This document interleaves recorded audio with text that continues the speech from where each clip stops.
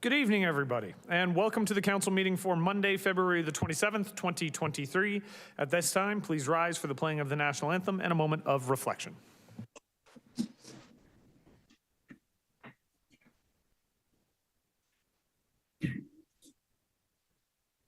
Oh, Canada, our home and native land, true patriot love in all of us command. Carton grasse et portez le paix, il s'est porté la croix. Ton histoire est une épopée des plus brillants exploits. God keep our land glorious and free. Oh, Canada, we stand on guard for thee. Oh, Canada, we stand on guard for thee.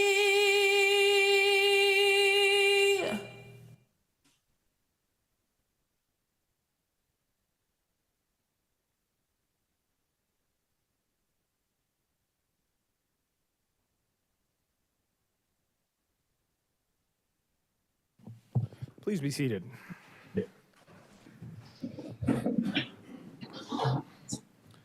And I will look to Councillor Dodge to read the land acknowledgement.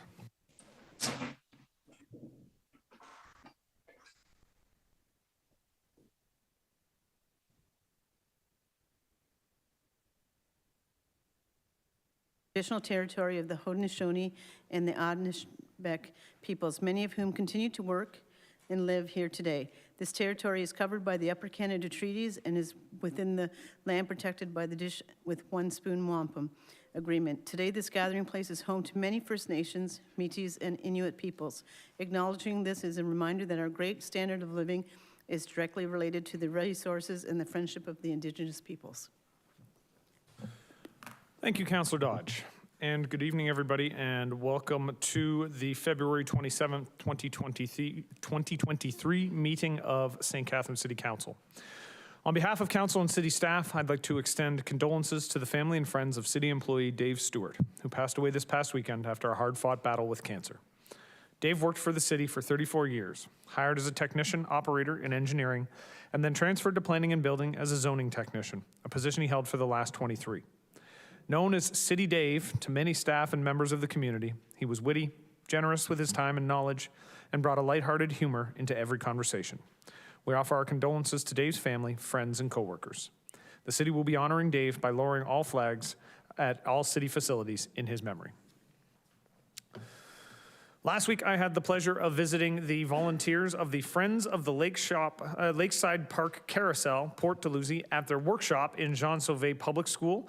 And I will encourage everybody in the community to check out friendsofthelakesidparkcarousel.com, which was a website I did not realize existed until just a few days ago. I had an opportunity to meet with the volunteers who were there to repair, to restore, and maintain all of the beautiful characters of the Lakeside Park Carousel, still 5 cents. Once again this upcoming year. I strongly encourage, if you have a chance, to check out the work at the website, friendsofthelakesidparkcarousel.com, or if you'd like to make a donation for their work, please head over to the website. Just a reminder, carousel season begins on the Saturday of the Victoria Long Weekend and runs through Thanksgiving Monday. I had a number of opportunities to meet with various groups and speak over the last couple of weeks about the vision for the city of St. Catharines and what I hope we as a council are able to accomplish. I want to say thank you to St. Catharines Business Club and the Rotary Club of St. Catharines for inviting me, and I'm looking forward to working closely with those organizations during my time in office. Beginning March 1st, applications are being accepted for food truck and mobile vending cart operators to set up shop at City of St. Catharines parks and facilities for the season.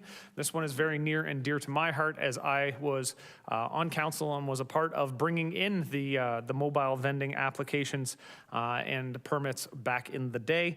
Successful applicants will need to obtain their hawkers and peddlers license. Strangely enough, a bylaw I am intimately familiar with. If they want to operate, and there is an environmental fee that comes around. You can fill out an application anytime between March 1st and 31st at stcatharines.ca/vendor permit.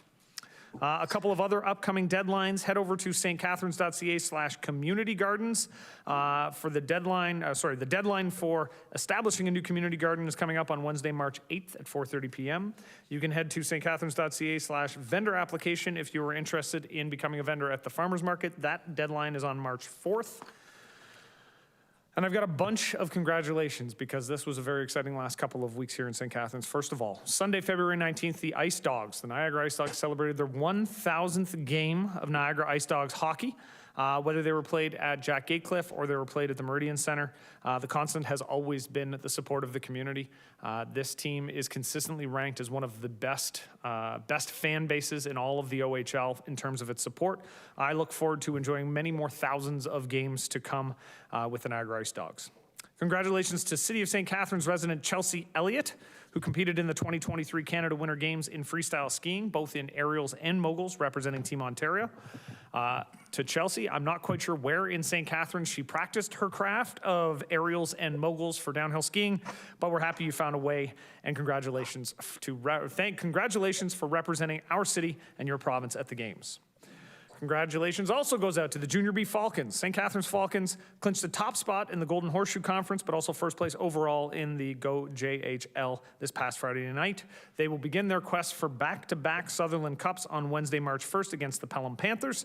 They're back home for Game 2 at Seymour Hanna on Friday, March 3rd. So come out and support the team on their quest to repeat. Last week, I had the pleasure to attend the 12th annual Women in Wellness event at Club Roma in support of CMHA Niagara. The event was a fundraiser to help address the increasing need for mental health services here in Niagara and to support CMHA in their efforts to provide free and accessible crisis and same-day counseling services. Congratulations to the event organizers on another successful event. This last Saturday, I had the pleasure of opening the Last Stop in Their Own Words exhibit, which details the journey of freedom seekers and the development of the Black community in St. Catharines. The exhibit can be seen at the St. Catharines Museum and Welland Canal Center, and I highly encourage everyone to get there and check it out. And this past Saturday, I also had the opportunity, along with a number of colleagues, Councillor Stevens I know was there, Councillor Ratzlaff, at the coldest night of the year, walked to support people experiencing hurt, hunger, and homelessness. The money raised in St. Catharines supports Start Me Up Niagara, an organization that works with individuals facing significant life challenges such as addiction, mental illness, poverty, homelessness, and unemployment. There were 467 other walkers there, and as of today, the event had raised more than $160,000 to support the community's most vulnerable. So a big thank you to everyone who joined the cause. This past Saturday night as well, I was joined by Councillor Stevens, Councillor Dodge, Councillor Kushner, and Regional Councillor Sorrento at an ecumenical service at St. John's the Theologian Ukrainian Catholic Church in support of the Ukrainian community and the ongoing conflict with Russia. Looking forward, 2023, Tim Hortons Bowl for Kids' Sake in support of Big Brothers and Big Sisters of Niagara is happening tomorrow night, which is February 28th at the Parkway Social in St. Catharines. It also took place this past Saturday. Tomorrow night is Industry Night at 5 and 7, and all the funds raised from the event will help take 104 children and youth off the wait list to be matched with a mentor. If you'd like to register a team at the last minute or make a donation, you can visit nwniagara.bigbrothersbigsisters.ca. And finally, on March 9th, join me at my inaugural State of the City address in partnership with the GNCC. This year's event will take place at Club Roma from 11 a.m. to 2 p.m. Lunch will be served and tickets can be bought at gncc.ca. I look forward to seeing you all there and sharing my vision for the city over the next 4 years of council. Before I go on, is there anybody who would like to add to the mayor's report for this week? Councillor Dodge.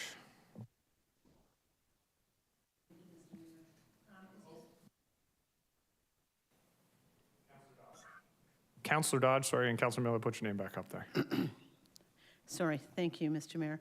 I just wanted to point out that on our consent agenda tonight, we have something for the 2022 beach strategy and 2023. And once we approve this, there'll be a public meeting next week. I know that the clerk will be sure to mention that when she's reading it, but I just thought that people would like to know that. An excellent addition, and yes, you are correct, Councillor Dodge.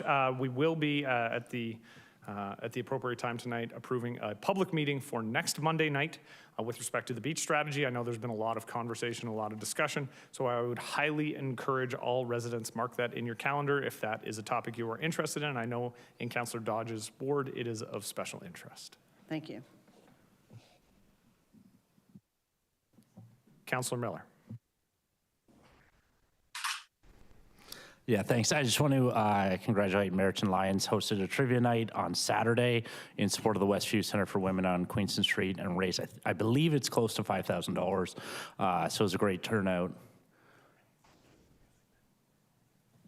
I'm just taking notes as I go, so Okay. that make sure. Are you talking to me? I'm being distracted here. Okay. So, but it was a great event. A lot of people came out, and great to see the support for the Westview Center for Women, which is critical. Did my team come in the top 3? Maybe, yeah. Congratulations. All right, I have Councillor Garcia. Thank you, Mr. Mayor. I just wanted to share with the public that this Saturday, the Port Dalhousie Lions Club will be celebrating their 75th anniversary. They're having a special dinner at Coppola's to celebrate, and I believe tickets are still available. Excellent. Thank you, Councillor Garcia. I have Councillor Williamson. Thank you, Mr. Mayor. Also in regards to Port Dalhousie Lions, their monthly spaghetti night is this Wednesday, March the 1st. And looks like March is coming in like a lion, so hopefully it'll go like a lamb. As well, the Grantham Optimist Club is having the first trivia night they've had in maybe 3 years on March the 25th, which is an important fundraiser for all the good work that the Grantham Optimist Club and particularly their youth ball program. Thank you. Excellent. Thank you, Councillor Williamson. I have Councillor Dodge. Did you want to speak again? Okay. So I'm going to go to Councillor Stevens and then Councillor Phillips. Just last Friday, the Grantham Lions Club hosted a music night, and the funds raised to go to local charities in the community, and they had a food drive as well. Went to the local, there's a refrigerator in the local church right on the corner of Parnell and Bunting Road there, so they helped stock the shelves there in the church. And we had a breakfast family day weekend. It was very successful. We actually had to shut it down and because we were going to run out of food by 11 o'clock. It was supposed to go till noon. So it was very successful. Good to see you out there and a few other counselors. Don Dodge actually helped serve the breakfast too. So. You know what? I appreciate that, and I had intended to mention that I was very happy. I was very happy to have had my breakfast served to me by Councillor Dodge last week. It was fantastic. All right, I think Councillor Phillips I'm going to for the last word. Thank you, Mr. Mayor. Just wanted to mention that the Port Weller Residents Association are hosting a comedy night at the Grantham Lions this Friday night. Tickets are $20 a person. They have, I think, 3 comedians coming in.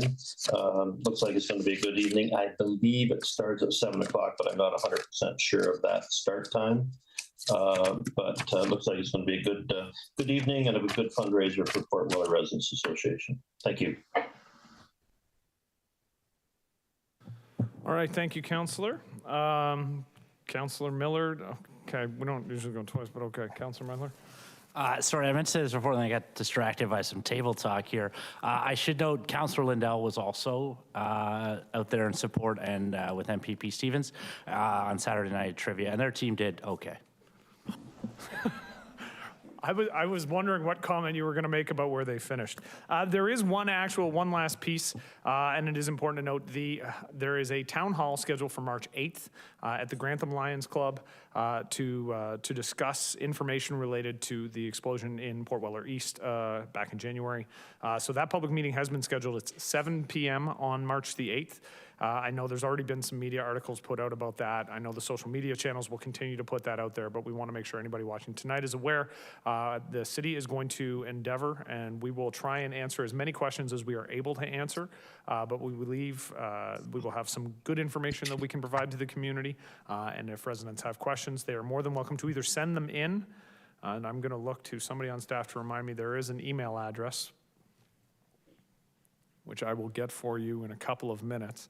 But there is an email address. If you send questions directly to my office as well, we will make sure they're redirected at mayor@stcatharines.ca or to your city councilors. If you have any of them in your email address book, send questions through. Those will be forwarded on to staff, and we will make sure that those questions, if they can be answered, they will be answered.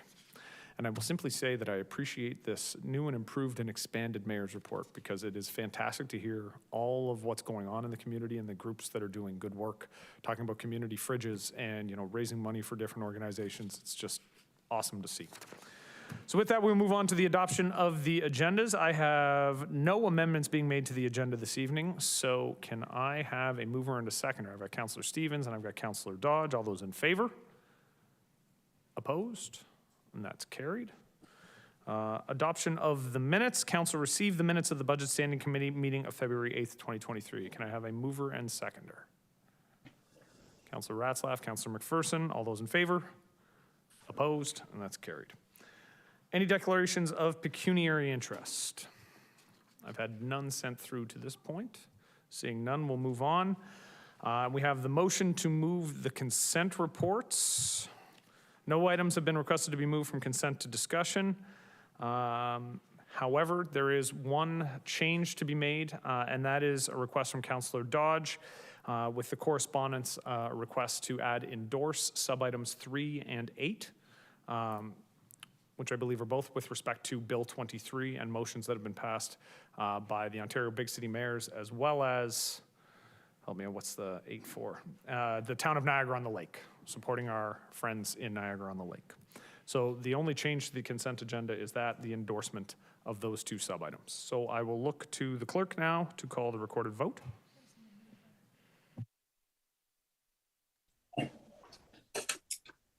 And I need a mover. Can I have a mover and a second? Councillor Dodge, Councillor Kushner. Today's consent agenda includes item 6.1, Planning and Building Services, demolition of Part 5 heritage property in Port Dalhousie Heritage Conservation District for 8 Shelley Avenue. Item 6.2, Legal and Clerk Services, declaration of authority for Municipal Freedom of Information and Protection of Privacy Act. Item 6.3, Legal and Clerk Services, Council Correspondence, except that sub-items 3 and 8 will be endorsed instead of just received. And item 6.4 is from the CAO's office, 2022 beach strategy results and 2023 opportunities and amendments to rates and fees. Approval of this report will set a public meeting for March 6, 2023, after which time council will consider the report. Councillor Dodge. Yes. Councillor Garcia. Yes. Councillor Harris.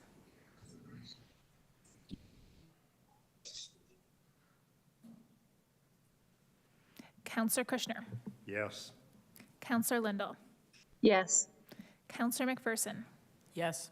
Councillor Miller. Yes. Councillor Phillips. Yes. Councillor Ratzlaff. Yes. Councillor Stevens. Yes. Councillor Townsend. Yes. Councillor Williamson. Yes. And Councillor Harris, we had a hard time hearing you. Was that a yes?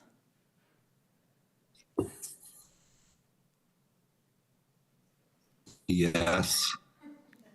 Thank you. Mayor Cisco. Yes. And that's carried.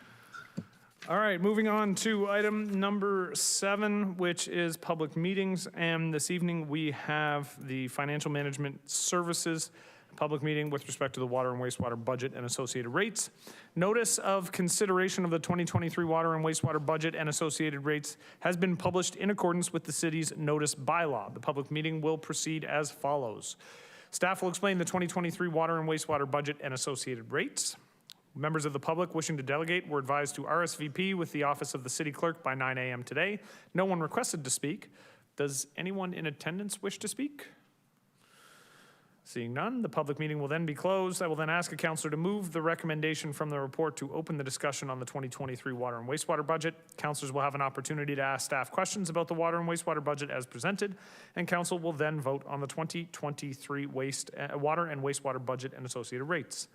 This time, the public meeting is now open, and I'll call upon Lucia Chen, Manager of Financial Planning, and Mark Green, Manager of Environmental Services, to present on the 2023 water and wastewater budget and associated rates by Zoom. And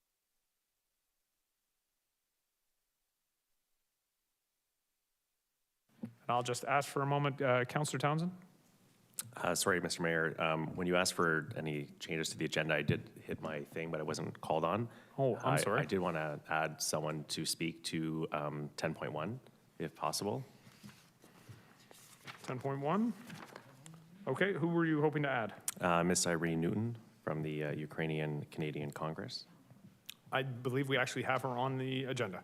Okay, so it doesn't need addition. Okay, thank you. And I apologize for that, Councillor. I did not see that.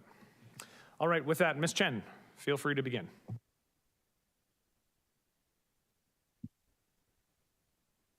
Okay, yeah, good evening. It's actually, I'm going to start first. It's Mark Green. I'm the manager of environmental services at the City of St. Catharines. So I'm going to start off with some high-level comments, some background, and addressing some of the challenges that we're facing with the 2023 water and wastewater budget, and then I will turn it over to Lucia to give a bit more information and some details. So next slide, please.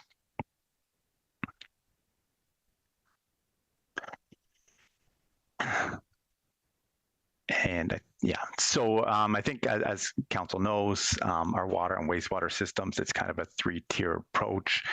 So there's three parts of it. So one is the region of Niagara, which treats the water at their DQ water treatment plant. The water then goes into all the municipal water mains that are owned and operated by the City of St. Catharines. We also own and operate the water service from the water main to the property line. Then it goes to the private property where the homeowner or property owner owns the water service from the property line to their building and all the private plumbing inside. On the wastewater side, it's the exact opposite. You have the plumbing. No, not quite yet. Sorry. Yeah, so they still have the plumbing, and the water goes, wastewater goes out to the road through the service, which is half owned privately and half owned by the city. And the city owns all the sewers in the system. All of our sewers then drain to larger trunk sewers owned by the region, or in some cases to a sewage pumping station owned by the region, and then ultimately to a sewage treatment plant where the water is cleaned before being released into the environment, which in our case is Lake Ontario. Next slide, please. So this slide here is showing the kind of wastewater expenditures. For the 2023 proposed budget, the combined expenditure is $65.5 million, and those costs are divided between the city and the region. Approximately 60% of the costs for water and wastewater combined is through the region, and the other 40% is controlled by the city. Next slide, please. So our water and wastewater are very large asset classes, and by the replacement value, they're about 50% of all the assets in the city. So our water assets have a replacement value of $1.37 billion, and the wastewater assets are $1.63 billion, which together is almost 50%. And then all the other assets together the city owns are approximately not quite $3 billion. So that's roads, bridges, all the arenas, fire halls, all of our buildings. So water and wastewater are definitely really large asset classes. What does that mean? In terms of our water mains, we have almost 600 kilometers of water mains, which if you think of those pipes kind of laid end to end, that's almost from here to, say, Ottawa. So it's definitely a large system. We have about 5,700 valves, over 3,500 fire hydrants, and there's almost 42,000 services, of which up to the property line the city owns, and then past the property line are, again, privately owned. The sanitary sewers, almost the same size, about 568 kilometers of sewers the city owns, and about 7,900 maintenance access points, and again, 42,000 services. So definitely a very large asset classes. Next slide. So these assets we need to invest in to replace it. Every year we don't invest, they're getting a year older. This map is just a snapshot of the water main breaks from last year. In St. Catharines, there's 89 water main breaks all over the city from north to south, east to west. And obviously, you know, the actual individual locations vary each year. But we definitely need to be spending money to replace our system.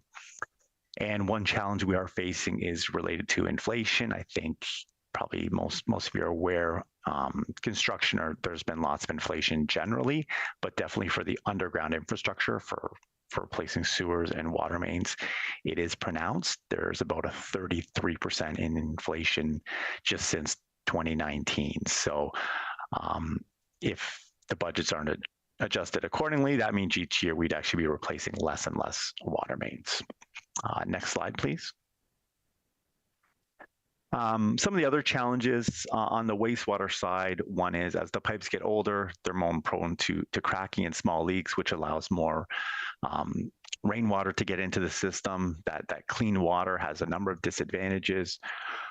One, we have to pay the region to treat all that rainwater at their treatment plant. Two, the more water that gets in there during storms, can increase the risk of basement flooding, which no one wants. And third, as there's more flows going into that system, that uses up capacity and limits capacity for new development to go into our system without upgrades. On the water side, there's water loss and leakage. So either small leaks or each one of those water mains that I just mentioned. Every break, there's many liters that are lost into the environment, which is essentially water that's been wasted. So trying to proactively improve our systems to reduce those two things. Another pressure is kind of that development pressure. So under Bill 23, there's a lot of pressure, and you're going to hear more about it, I believe, to have more homes and more development in St. Catharines. Of course, any new home or business is going to need to connect to our water and wastewater systems. So making sure that we have systems in place to deal with that potential growth and demand. And the final point is there has been some other changes at the provincial level to our stormwater and wastewater systems. So stormwater is outside of the scope of this budget, but in terms of the wastewater, they're essentially trying to modernize it, which is certainly a good thing that we're happy to see. But there will be additional costs for monitoring, sampling, and increased maintenance requirements and things like that. So there's pressures there as well. Next slide, please. So one kind of final thought I want to leave you with before I turn it over to Lucia.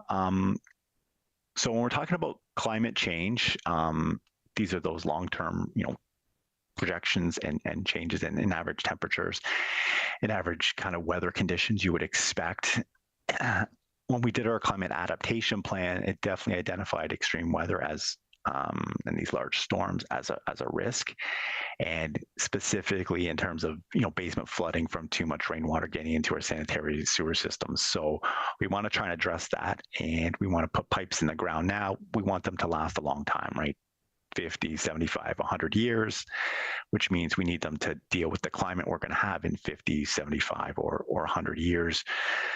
So those extra stresses from climate change are going to impact the system as well. But if we do make those investments, we can then make our system more resilient, and that's going to benefit residents, certainly not just the current residents, but also residents many years into the future. So these really are kind of investments in our system that will benefit the city and residents for a long time. So with that, I will turn it over to Lucia for some more details on the proposed 2023 water and wastewater budget. Thank you. Thank you very much, Mark. And my apologies, Mr. Mayor, I couldn't unmute myself fast enough to respond at the beginning. So looking at the 2023 water and wastewater budget, I wanted to start my section by discussing briefly about the financial plan.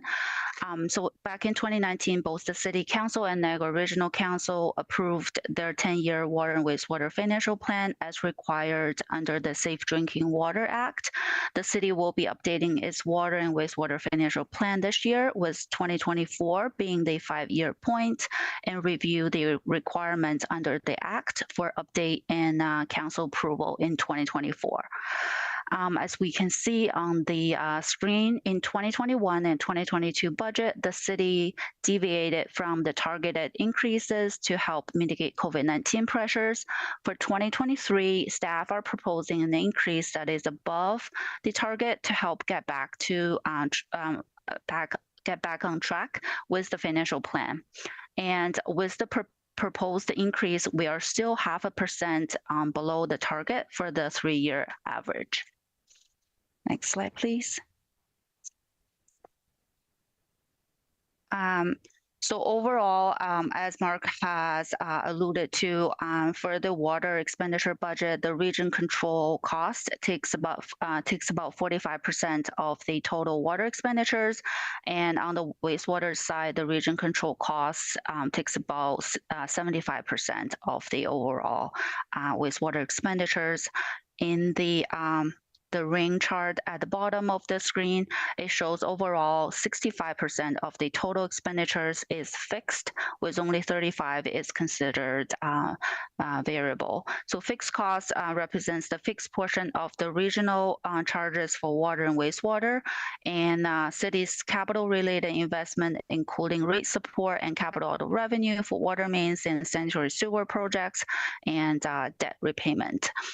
On the other side, the variable costs represent the volumetric portion of the cost to water purchase from the region and the city's operating costs for water and wastewater systems.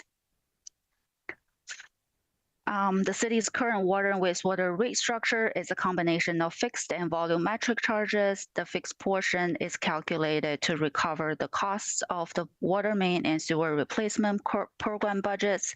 The remainder of the costs are recovered through the volumetric portion. The 2023 total expenditures is $65.5 million. Sarah, if you can advance, thank you. The total expenditures for water and wastewater is $65.5 million, and this is offset by $61.1 million water and wastewater rate revenue and $4.4 million from the city's water wastewater reserve. So as we can see in this pie chart, the city is essentially balancing the water and wastewater budget, utilizing the reserve with the consideration of rate increases and the affordability of our ratepayers. As a result, the forecasted water wastewater reserve balance at the end of 2023 is currently at $4.5 million. Next slide, please. So after accounting all the trends, patterns, and costs previously discussed, the proposed water and wastewater rates for 2023 are shown on the in this table on the screen. As we can see from here, the overall annual increase for an average ratepayer consuming 170 cubic meters per year is $84.58, or a percentage increase of 8.97%. This is equivalent to $1.63 per week and 23 cents per day. The 2023 proposed rates represent 36% of the bill is to pay for fixed costs and 64% is to pay for variable costs. Whereas in the slide before, it is showing that 65% is fixed cost and 35% is variable.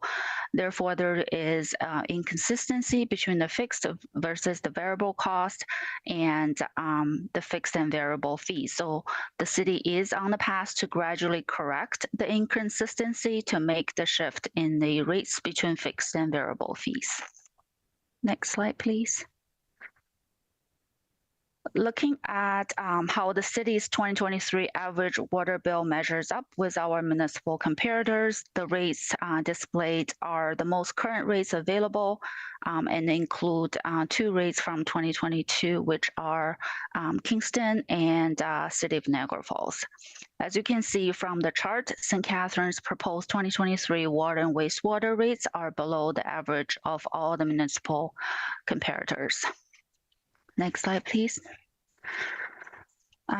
Switching to how the city's water and wastewater bills compare across the region. Again, we compare the most current rates available, which included several rates from 2022. As we can see, St. Catharines' proposed water and wastewater rates are well below the average to our comparators in Niagara region. Looking at the 2023 water and wastewater rates in a different way, residents can either pay 7 cents to drink 12 liters of water or go to the grocery store and pay $3.99 for the same amount of water. With the proposed 2023 rates for $1.69 less, residents can not only drink the same amount of water, but they can also take a shower, do a load of laundry, run the dishwasher, and bathe the children.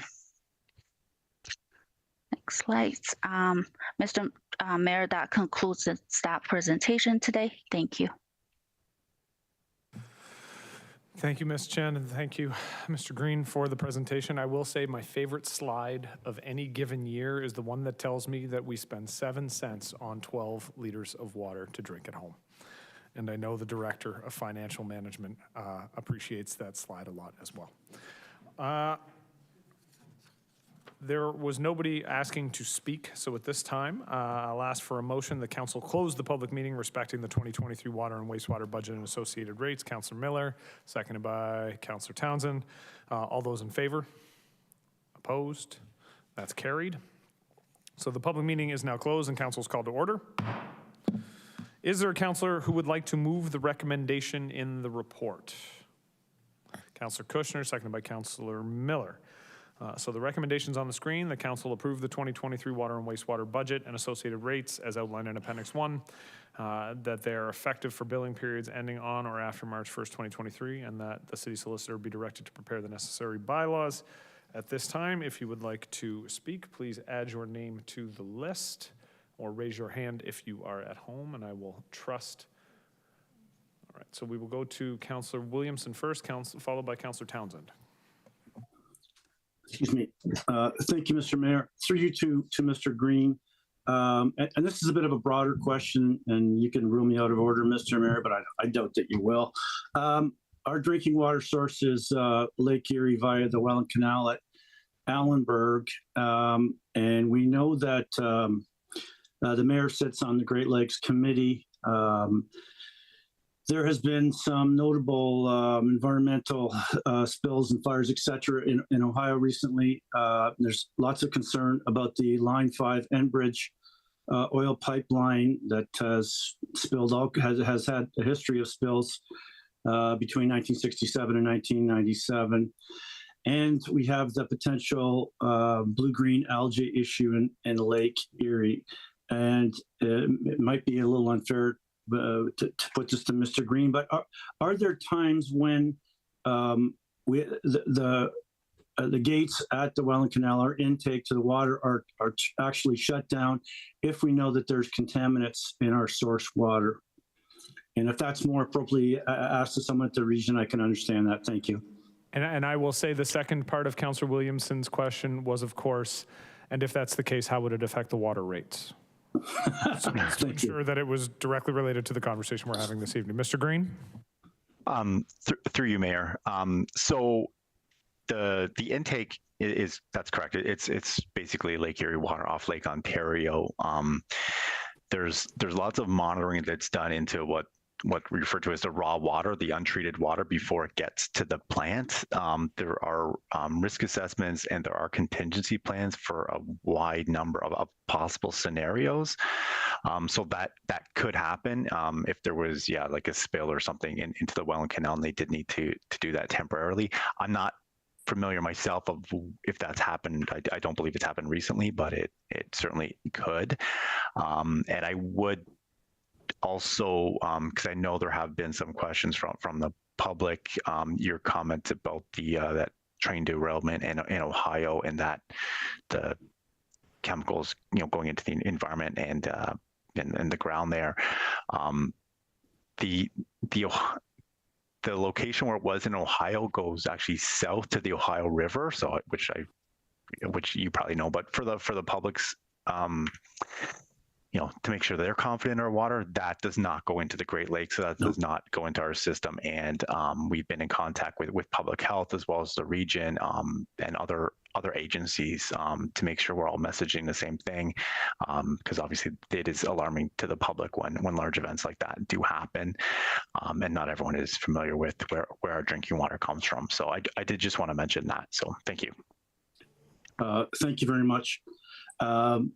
Yeah, and I do know where the water. I was just making the case if there's a spill that would directly affect us. And thank you for that answer.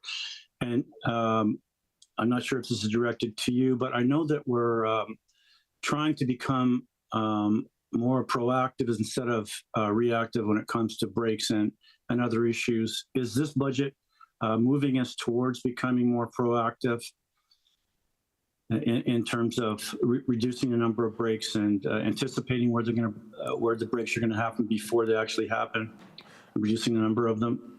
I'm actually going to direct that one to Mr. Smith. Through you, Mr. Thank Mayor. Yes, there are steps in this budget to move us in that direction. One of the things that we have included in this budget is replacing some water hydrants in our system that actually give us real-time pressures in our system. Because one of the problems that we have with our breaks is we have a system under high pressure. So that will let us get some data on this, be able to start planning some, there's things you can do to reduce pressures in zones, and that will allow us to start doing that, which will actually help towards reducing breaks. The other portion of this budget, along with the staffing, does include some measures to start putting some planning steps in place, again, with the goal of becoming more proactive in this. So there is a step in this budget that is included to do that.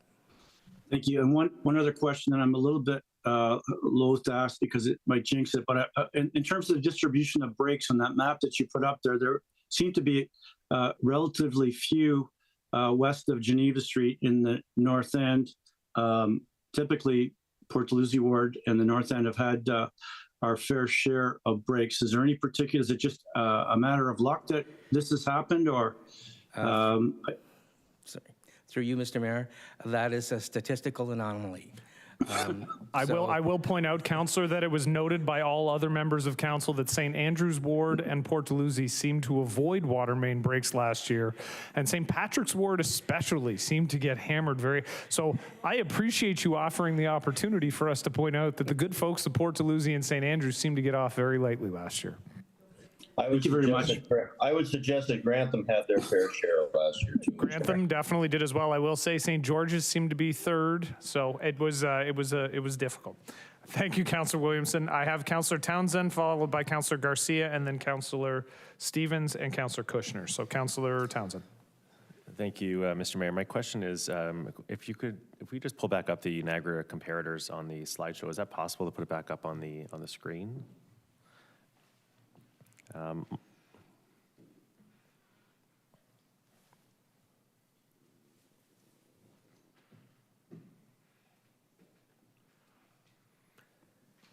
So the Niagara one, comparing Niagara, yes, that is perfect. So my question is also, I'm sure that thousands of people watching at home right now are curious about this as well. We are quite low on this list, and what is it that St. Catharines does well to be so far down that list in comparison with Port Colborne, Fort Erie, Welland? That is quite a gap of, there's a $600 gap there between Port Colborne and St. Catharines. So I'm just wondering if maybe staff could provide some context for those watching at home and maybe for some of the new councillors around the table as well. Mr. Martuccio, I'm assuming the first part of your answer will be population density, but I will leave it to you too. Through you, Mr. Mayor, you've you've hit the nail on the head. It is the number of users on our system that helps to bring down the overall cost of our water fees. Thank you so much. Well, and you know what, Councillor? I think it's an important thing to note that when you increase the density of your population, you do wind up with lower costs across the broader system.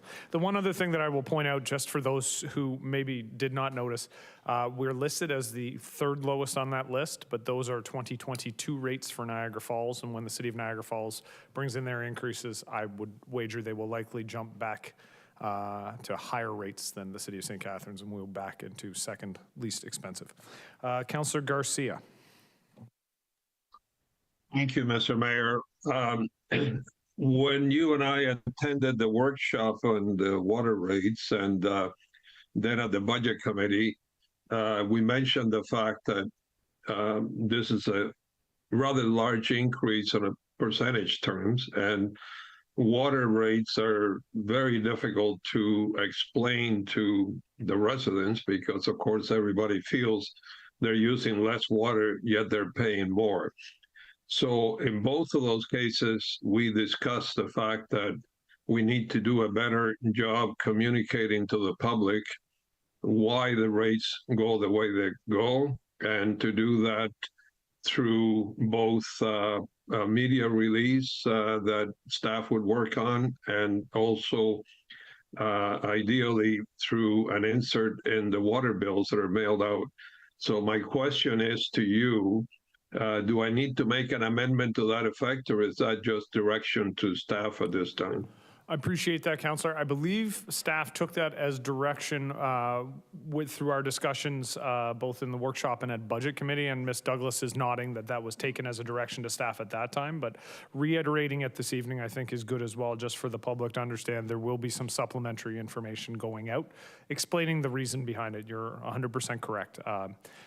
Explaining the water bill sometimes can be very difficult just because of the way the costs are distributed and the difference between that and how we actually bill the system. So your point's very well taken. Thank you, Mr. Mayor. Thank you, Councillor Garcia. Councillor Stevens.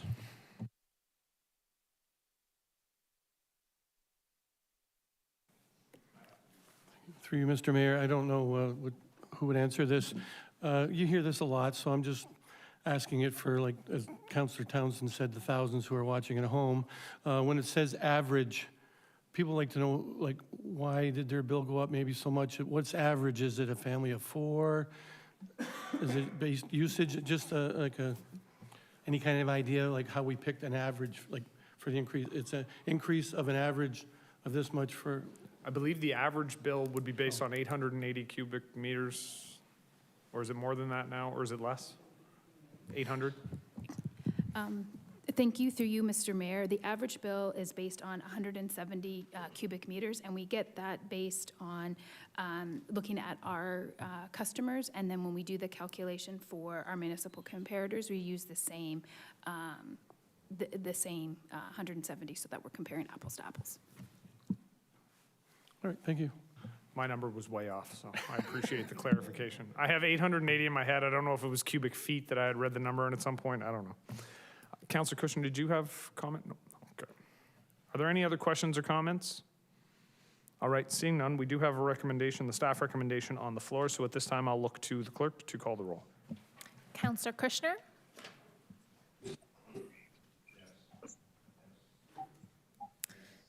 Yes. Thank you.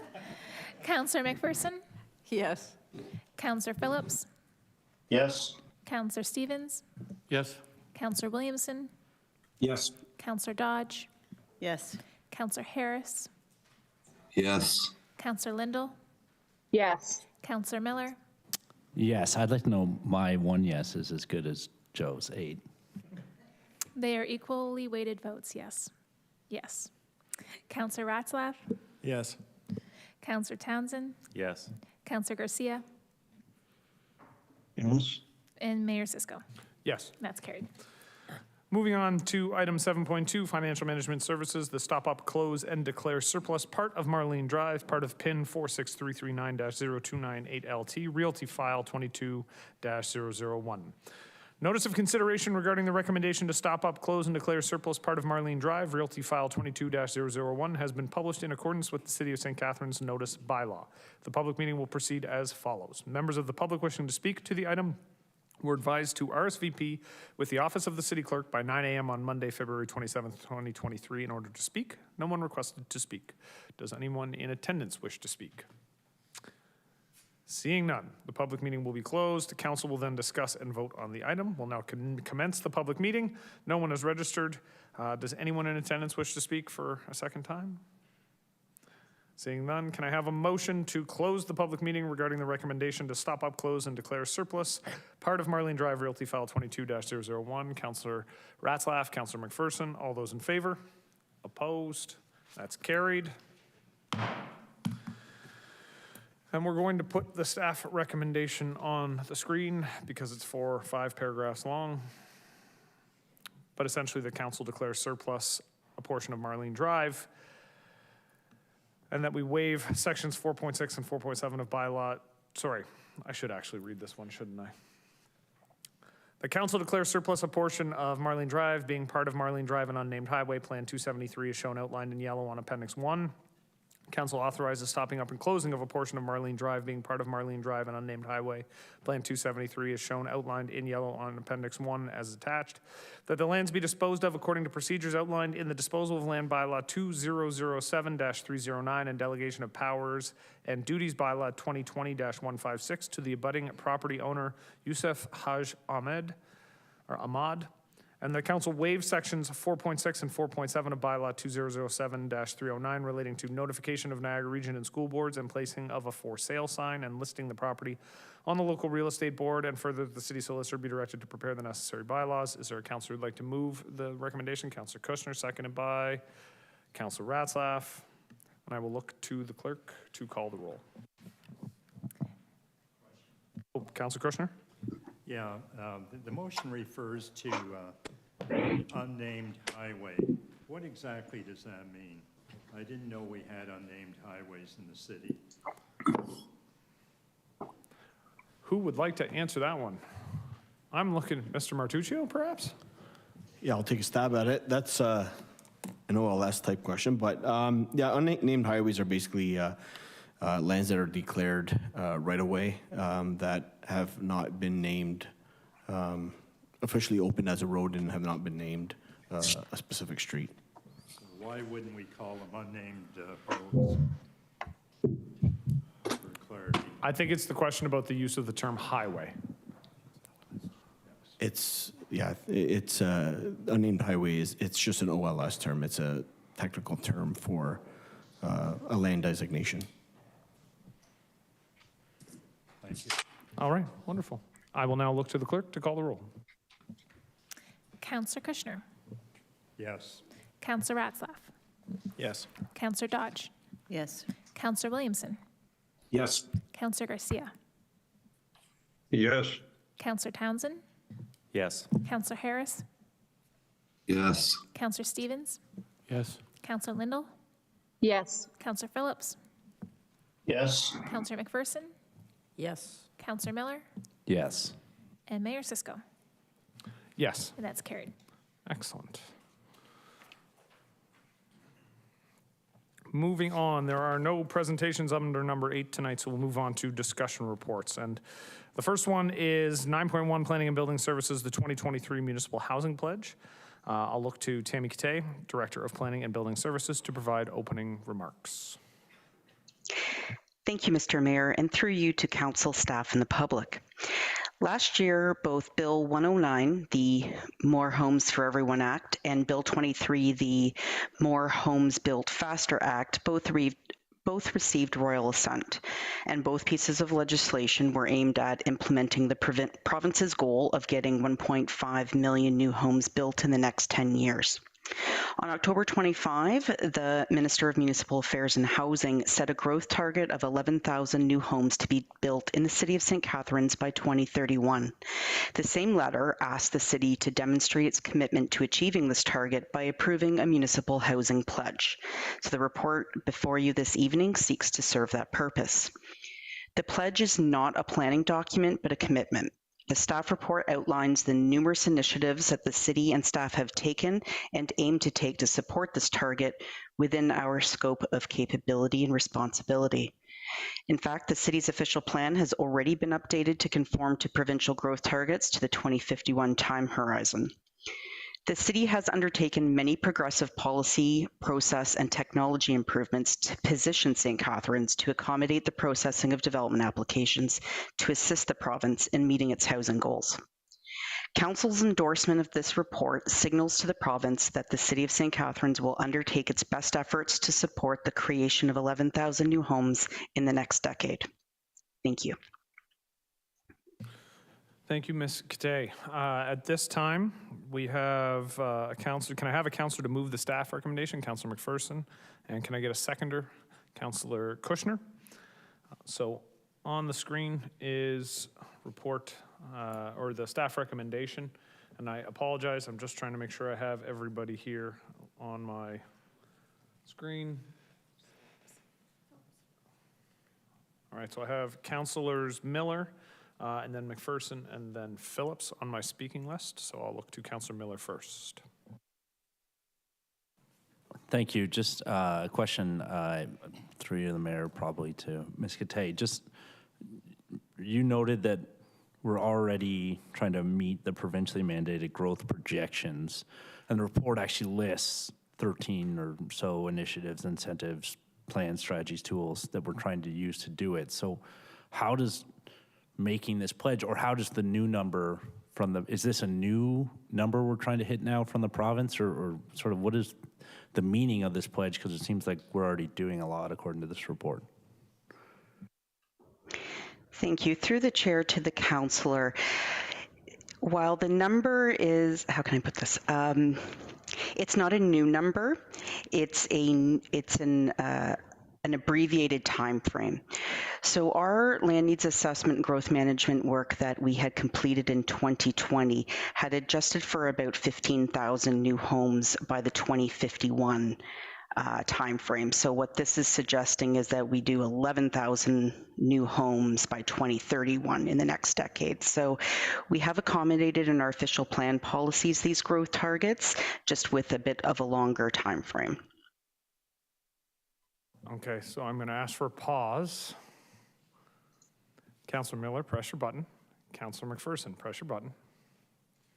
Councilor Miller, please don't touch your button again until you want to stop talking. Sorry, first time. Okay, so basically our pledge, I think, is the conclusion. Is that fair to say? I guess to staff, if we were boiling down the pledge, it's the conclusion portion of our report? Because there's not really a part where it sort of specifically says this is a pledge. We're endorsing the report. So is there a précis or a summary of what we're actually pledging?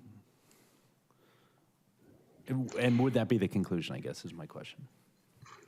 So through the mayor to the councillor, the pledge that we have been requested to deliver is really just a council endorsement. And that's in our way, and the town of Ajax and the city of London both wrote similar report styles where the entire report is meant to serve as our pledge as to how we're going to deliver the new growth targets set by the province. So that's the method we have before you. So the first recommendation is that council endorse the report titled The Pledge. The entire report serves as the pledge. There's not going to be a signatory page or anything like that. It's a document that says to the province that we understand what you're trying to achieve, and we're going to do the best we can with what we've got to help you assist those goals. And Councilor Miller, just as an addition to the previous question you had asked, a lot of the things that are listed in this report are things that other municipalities aren't doing. I know in my conversations in Ontario big city mayors. So one of the discussions that was had and what Ms. Kate has done is said, listen, we're actually doing all the things really that the province wants us to be doing. We have more pieces. So that's why they're included in here. Other municipalities, their strategies are coming forward and saying we have to do these things. So that's the difference that we're seeing. Yeah, I guess that sort of goes to my central query about this pledge or this report. I mean, Hamilton, City of Hamilton rejected this pledge and some of the councillors called it a meaningless political farce. And to me, it's like telling the province that we're already doing all these things. So it does seem, I'm not sure what the pledge really means when we're already taking a lot of steps here. Like it does feel a little bit like a public relations move from the province. And I just want to note on the report itself, it says, the city does not have the authority, responsibility, or means to construct, provide, or manage the construction of housing units. So is this, I guess my final question is whether this is a meaningless political farce or not, is that realistic given how much of housing is out of our hands and in the private sector's hands, the development community's hands? I mean, is this target really something we think we can achieve? I will jump in while Ms. Kate prepares her answer. The discussion that we've had has very clearly centered around, and this is the discussion that all of the mayors are having. We don't swing hammers, we provide approvals. And so our pledges are related entirely to the approval process. And the report speaks to a number of the changes that we've made to that to make the approval process easier to get through and easier to meet the targets. But your point is 100% correct. And that's why I think staff have added those clauses in the recommendation that we don't believe we should be penalized if we get to the approval numbers, and buildings don't get built. That's not our part of this. There's 3 parts to this puzzle. The municipality is only one of them. The development community is one of them as well. Ms. Kate? Thank you. Through the mayor to the councillor, the City of Hamilton's Planning Committee had rejected endorsing the municipal housing pledge, but in the end, Hamilton's council did endorse the housing pledge, so that did move forward. I don't wish to repeat the mayor's comments, but it's essentially correct. What we're committing to is doing the best we can within our capabilities and areas of responsibility to provide an environment in which 11,000 new homes can be built in the next decade. Creating that environment means having policies, procedures, information technology, staffing, resources in place so that when the building industry or development industry responds in kind, that we're able to facilitate that. We've been very clear with the province that we are not the ones that swing the hammer or construct the units, but we will create the environment that we can to facilitate the process.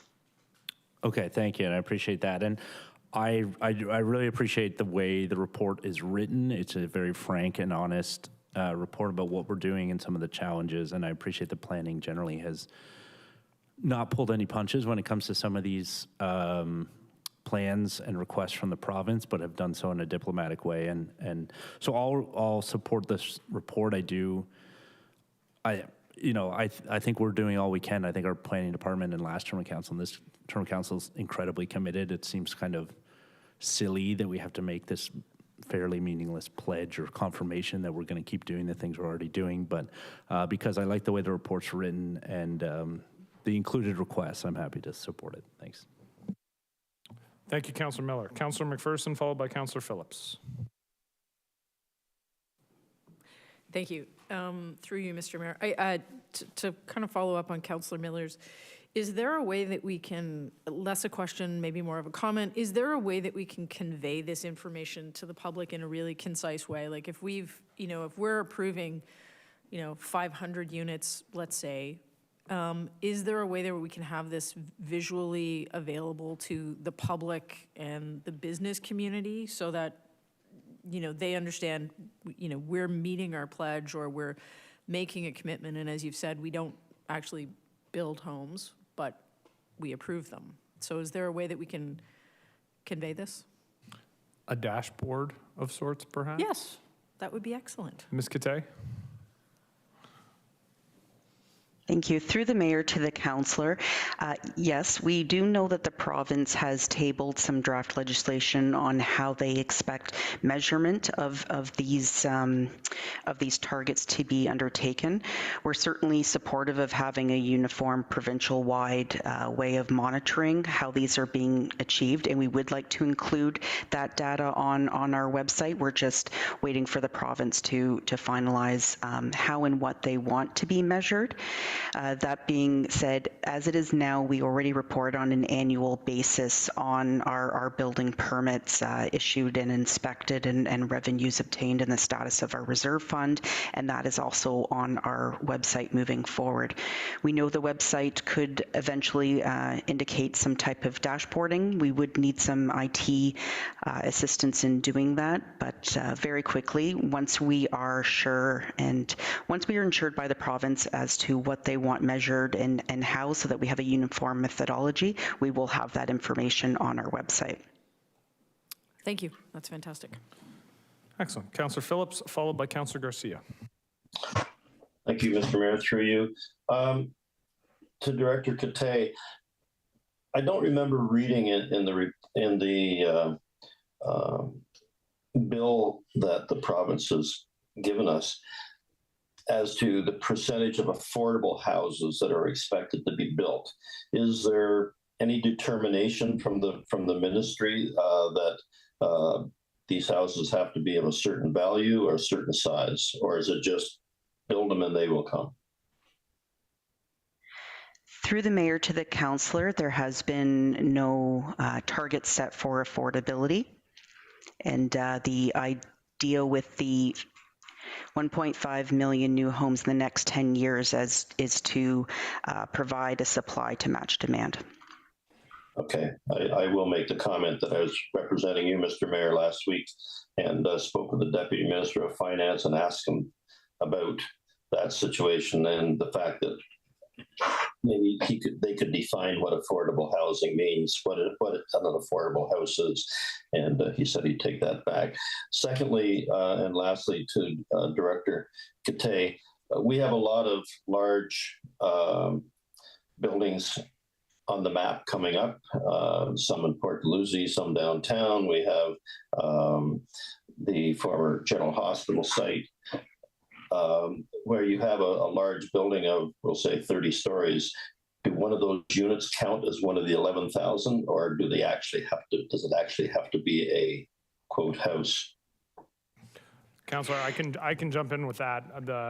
For example, the proposed number of units over on Queenston Street would all count towards. So each one of those units counts. So all of those housing units will count. Yes. All right. So what's going to be built at Gord's Place? Each unit is one of those 11,000. That is correct. Okay, and secondly, if we have a new seniors home being built, such as the one at the former Hotel Dieu site, does that also counts as a unit? Those would all count as units as well. Yes. Okay, so do we know exactly or approximately how many units that we have on the books coming up? I don't believe we have that right now. We're still waiting. There's a lot of proposals that are sort of in the pipeline, so we have to see where they land. Okay, I think we're in decent shape. Thank you. Thank you. Councilor Garcia? Thank you, Mr. Mayor. Through you to Director Kate, the staff recommendation recommends endorsing the pledge, but it also suggests that we include a couple of requests. My question is, we have had long discussions about how these bills that the province has introduced will affect our built and other heritage. And I wonder, should we be including, explaining or adding a request regarding protecting our built heritage as part of the increase in housing? Through the mayor to the councillor, thank you for that. The second request to the province was meant to capture all of the legislative changes that have happened, including to the Ontario Heritage Act, Planning Act, Development Charges Act, and others. So it was meant to be an all-encompassing request that municipalities be consulted in a meaningful way so that we can ensure protection of our cultural heritage assets while still keeping an eye on and focusing on housing growth. Thank you. So you don't feel that we need to be more specific than that? Yeah. Through the mayor, not at this time. Okay. Thank you. Thank you, Councillor Garcia. Councillor Ratzlaff, followed by Councillor Kushner. Yeah, I just want to note that this is I assume it's going to Minister Clark, Minister of Municipal Affairs and Housing. And the fact that the province is lumping in municipal affairs with housing, it's just tough because, like, do they have a Minister of Homelessness and Affordability? Like, they are in the business of building housing. At least the region is, through their funding. And so, like, is there any way, like, how much has the province committed to adding additional housing stock, additional units to Niagara Regional Housing? Do they plan to play their part, to play a role in accelerating how many units we have to add in St. Catharines? As the Vice Chair of Niagara Regional Housing, there's nothing specific to this pledge that we've discussed thus far.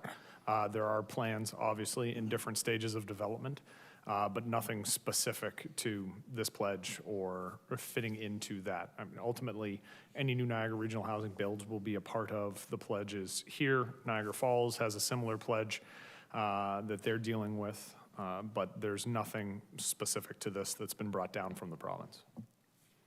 Right, so they're not, like, do they have a plan that, are they making a similar pledge to increase funding to build more regional housing? I will say that nothing that I've been made aware of as a member of Niagara Regional Housing. If Ms. Kate has other information. The look on her face says probably no, but okay. Through the mayor to the councillor, no, I'm not aware of the ministry matching their own pledge.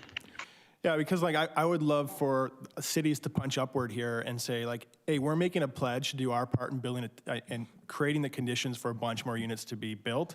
Let's see the province, have a similar pledge of their own, saying, hey, we are in the business of housing. We're willing to add a few more units ourselves. Councillor, if I could just, as I'm sitting here thinking, if the subject of a future motion would be perhaps an advocacy motion with a number requesting that the Niagara Region pledge, I would be happy if something came from this council to Niagara Region and the province that I could then advocate for up at the region. So if that's a motion you'd like to make at some future meeting, perhaps next Monday or the Monday meeting after that, just a thought. Yep, no, that's great. I'll follow up with that. Thanks. Councillor Kushner. Thank you, Mr. Mayor. Years ago, we had co-op housing, and with the co-op housing, we had a building increase. Has that been considered by the province? So I will simply say that I haven't heard the province considering it, but I've heard a great deal of conversation in other sectors about the need to return to some form of co-op housing. I'm not sure if Ms. Kate wants to add anything to that. Thank you. And through the mayor to the councillor, cooperative style housing has not been specifically addressed through these bills or the housing action plan by the province. It will be part of the subject matter for the housing action plan that staff will be undertaking beginning in the end of this year or early 2024 as to how we can create an environment that would better support cooperative housing. It did fall out of favor decades ago, and I believe that was due to a taxing strategy that wasn't a provincial taxing strategy that wasn't as lucrative.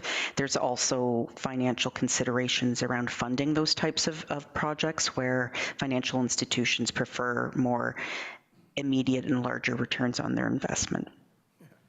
Okay, my other question is, with respect to the pledge, do we have sufficient land in the boundary?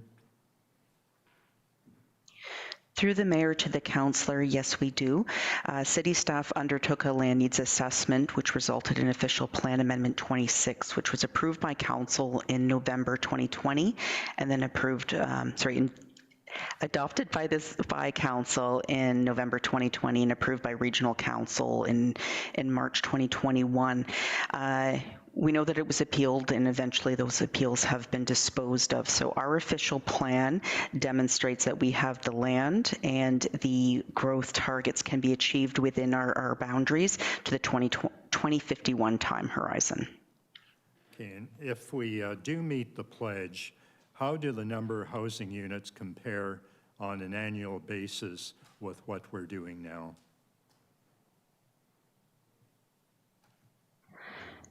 Through the mayor to the councillor, I'm sorry, I'm not sure that I understand your question. Okay, right now, for the past 10 years, what are we averaging in the number of housing units? And how does that average compare to our pledge average? Through the mayor to the councillor, we report annually on building permits and number of inspections and number of units through that way. I don't have those numbers right at my fingertips right now, and I'm going by memory. I think last year around 900. So we're close. But we'll have to see what the economic conditions support moving forward. I think once we understand what the province's uniform methodology will be going forward, we'll have a better, we'll have a more consistent window moving forward on how we can report back.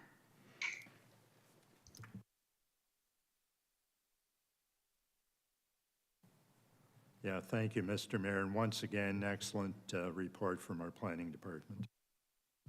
Thank you, Councillor Kushner. Are there any other councillors with comment? Councillor Miller? Yeah, I'd actually like to make an amendment to add a request that the province makes its own pledge to fund social and affordable housing units in St. Catharines. So I'm going to request that that be a separate motion. Why is that? Well, you know what? Actually, I leave it up to the movers and the seconders. I will say the province was fairly clear. They wanted to see a motion with respect to this pledge. I don't disagree with the necessity for what you're calling for, but I would argue that it's a separate issue as a part of this. This is a request that's come from the province and outlines the work that we're doing. The entire report is based on the things that we've done to try and move this file forward. I would argue that what you're proposing is asking an outside agency to do something, and thus would be better as a separate motion. Yeah, I think they're tied together. We know we work with the province on funding for social housing at the municipal level. So, and those are housing units that need to be built in St. Catharines. So it seems kind of one and the same to me. I understand. It can be set, like it can be outside the report. This can be an amendment to the motion, not an amendment to the report itself. That's fine with me. And that's why I would say it would be better. My thought is that it would be better as a separate motion because the entirety of the recommendation and the report deal specifically with what the city of St. Catharines is doing, and you're asking for something for an outside agency. Again, I will leave it to the mover and the seconder as to whether they believe that to be a friendly amendment if you want to make that amendment. Yeah, I'd still like to make it.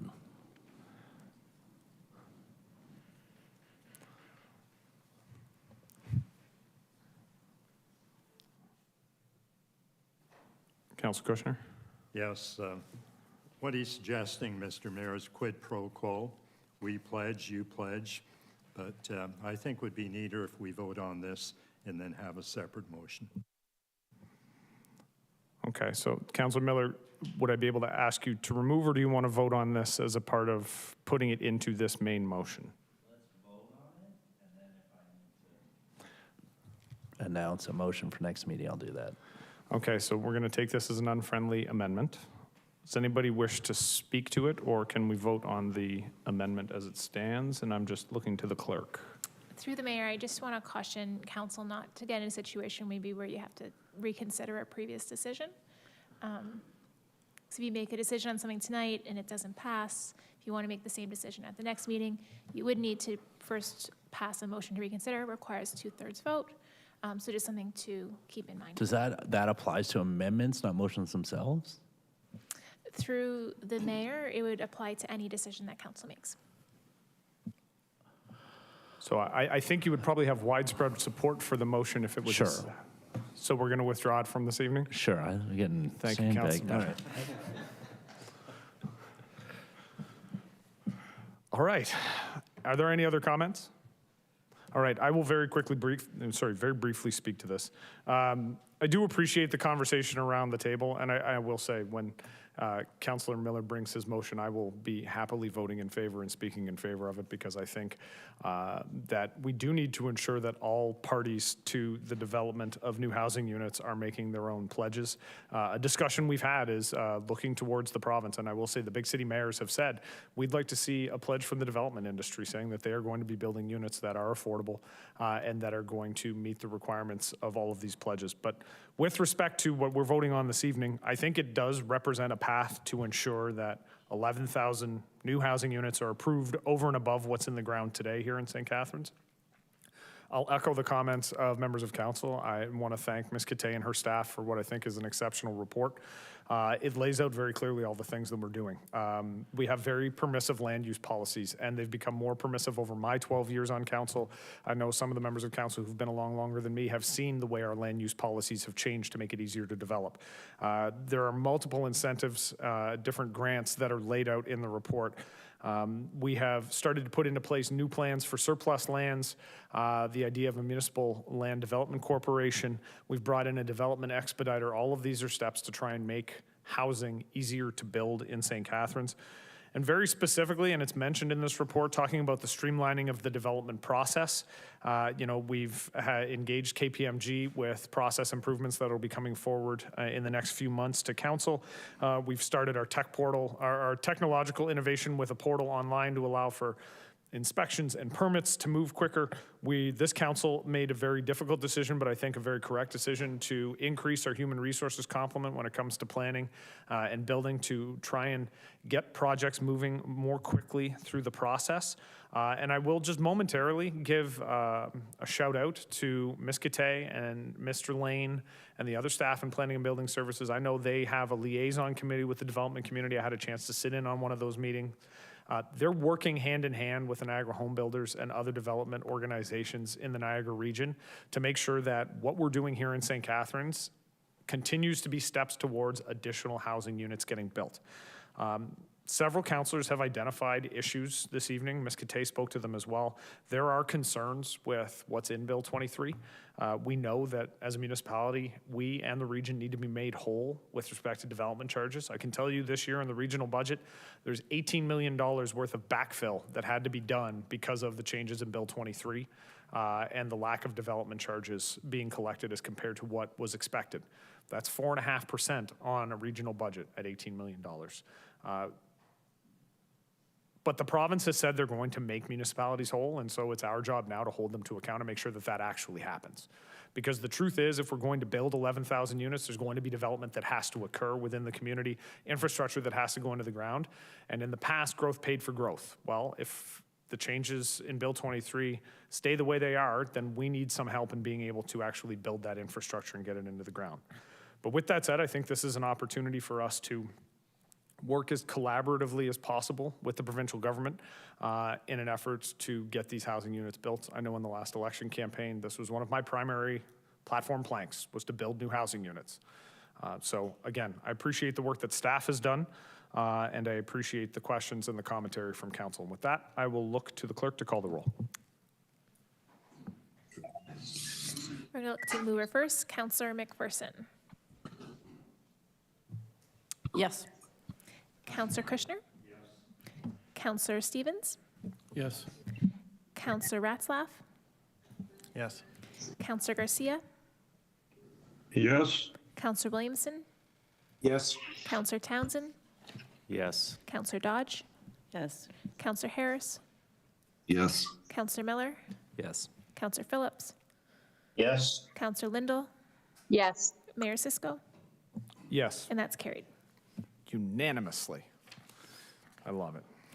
Item 10, motions. 10.1, the support for Ukraine as first anniversary of the war of Ukraine approaches. Councillor Townsend's advised that there are some changes to the motion, so I'm going to ask the council coordinator to put the motion on the screen so everyone is aware of the motion that is being brought forward this evening. You can see the changes in red. A couple of them are, I think, just simple clarifications of statistics and numbers, so I appreciate that. I do have 4 speakers that will be speaking this evening. So before we discuss the motion, we'll hear delegations from Saleh Wazirudin, Tamara Lawrence, Glenn Michaelchuk, and Irene Newton. I'm going to remind all of our presenters who are all coming through Zoom, you do have 5 minutes to speak. Okay, so I will ask you to stick to the 5-minute time limit.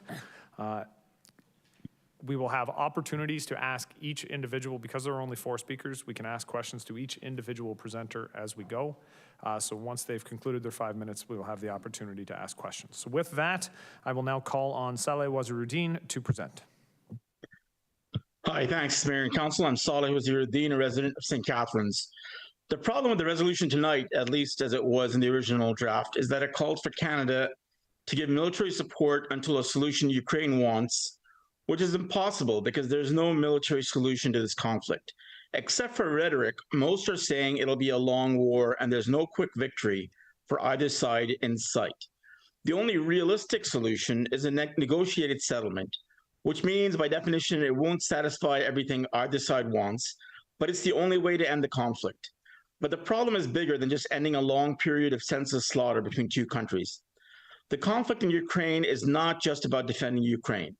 It's drawing most of the world into it, with NATO countries sending all the weapons they can spare and Iran supplying drones to Russia. The CIA said recently China is considering sending weapons to Russia. This conflict is not going to be contained any more than any world war has been. It's going to quickly suck everyone in. This is not about defending Ukraine any more than World War I was about defending Serbia or avenging Archduke Ferdinand's assassination. We have to look at the full picture of what a military escalation, which this resolution is urging, will do. World War II had 11 times the deaths in World War I, and World War III is going to be even worse. And this is happening fast. Japan has abandoned even the pretense of pacifism in its constitution and signed a military alliance with the UK, indirectly with NATO. U.S. Marines are deliberately going into China's missile umbrella. The U.S. has said any attack in space will be considered an attack on its allies. When I was a child, there was an anti-war song about 99 red balloons starting World War III. It's only taken 1 red balloon, maybe not the color red, to get the shooting started. When I spoke at Regional Council last year against escalation, the Bulletin of Atomic Scientists, founded by Albert Einstein and Robert Oppenheimer, among others, said we were at 100 seconds to doomsday. Now they're saying we're at 90 seconds. Professor Nouriel Roubini, who was on the White House Council of Economic Advisors under Clinton, said World War III has already started because it's broader than just Russia and Ukraine. Across, on the other side of the political spectrum, war hawk John Bolton, former U.S. ambassador to the UN, has also said we're already in a world war. But his conclusion is the opposite of mine. He says, even though we're in a world war, what difference does it make? Let's go all in. On the peace side, we're saying that's very dangerous for the whole world. We should be putting out the fire engulfing the world, not inflaming it.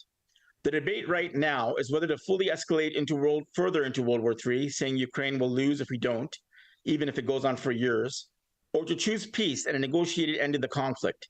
Peace through a negotiated settlement is not only realistic, and the groundwork's already been going on. Ukraine and Russia have already reached prisoner exchange agreements. Early on in the conflict, a former Israeli prime minister, acting as a go-between, said a peace deal was close at hand, but pressure from the West saying the war would be over quickly with a military escalation scuttled it. While the conflict's still going on a year later, President Zelensky has recently said he's interested in China's proposal for peace. We have to let that option go forward. But a negotiated settlement is not going to be to the satisfaction of either side. So this resolution calling for an end to the war in a way agreeable to one side really means a military solution. And again, that's not realistic. Only after this rapidly escalating war is brought to a negotiated end can further political settlements be reached peacefully.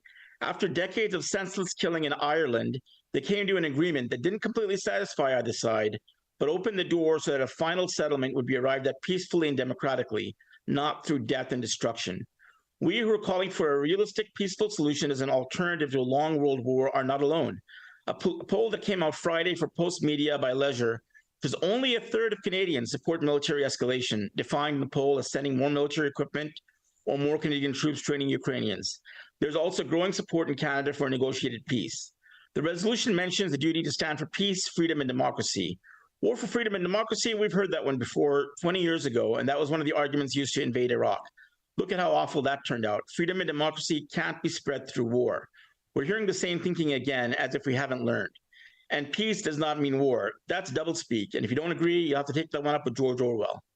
Also, by the way, the city, as mentioned already in this meeting, has declared a climate emergency. Militaries are among the biggest polluters and have the biggest carbon footprints. You can't have it both ways. Instead, we should be urging the Canadian government to support a peaceful settlement.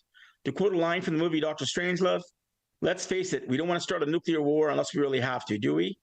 This city council needs to urge the government for a negotiated peace, not escalating a global conflict, quickly getting out of control. Thank you.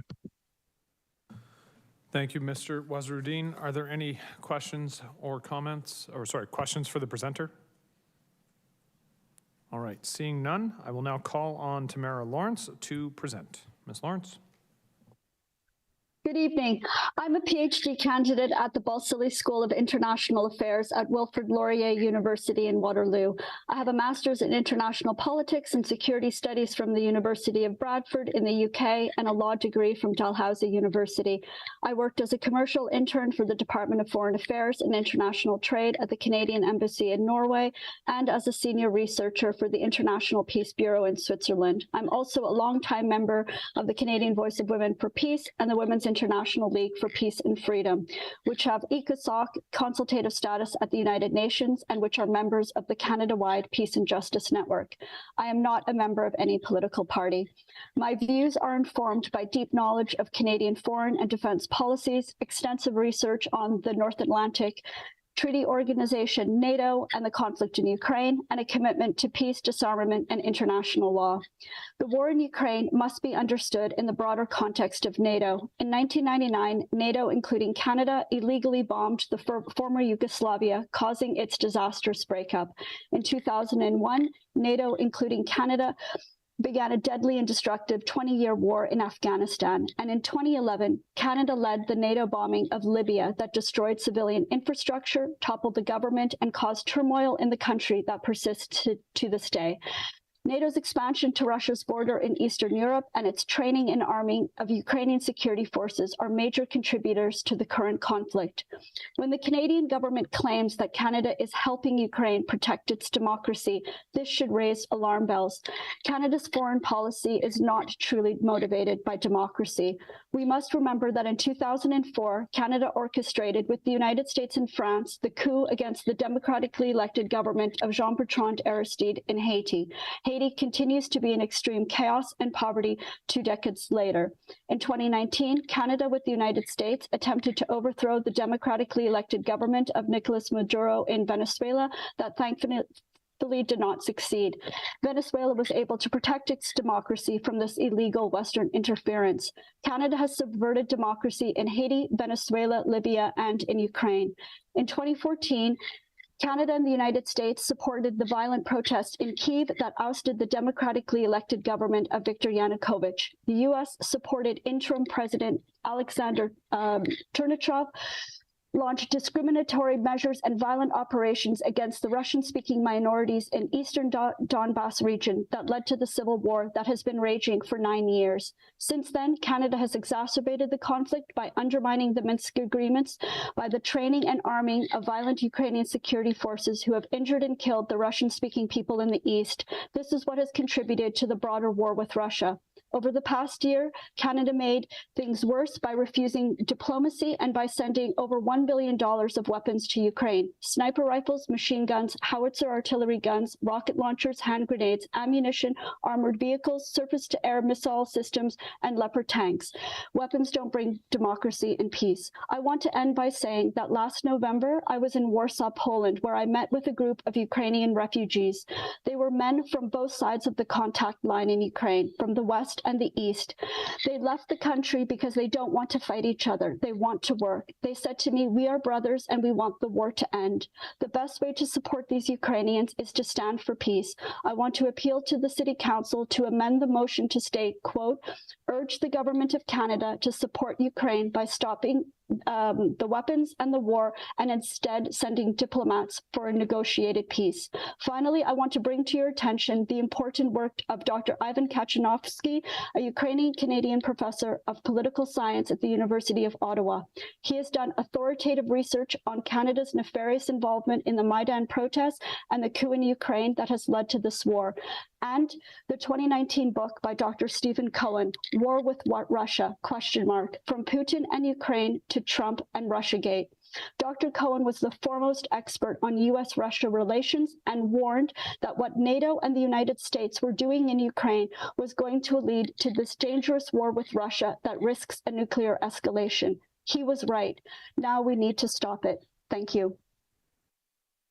Thank you, Ms. Lawrence. Are there any questions of the presenter? Councillor Miller.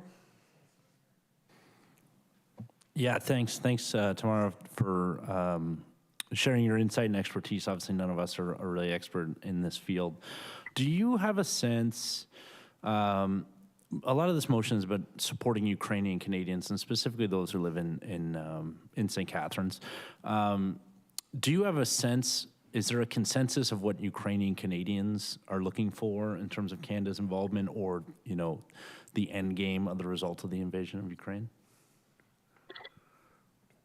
Councillor Miller, is it? I would like to let you know that the next speaker, Glenn Mitchellchuk, is the head of the Association of Ukrainian Canadian, the Association of United Ukrainian Canadians, and he is going to be speaking after me, so he will be able to address that question, but very well. But I do want to say that that there is a big Ukrainian diaspora in Canada, and the Ukrainian Canadian Congress that we hear that is presenting at this meeting and that we hear all the time in the media receives funding from the federal government, is close to the federal government, is always in the media, and the other voices in the Ukrainian Canadian community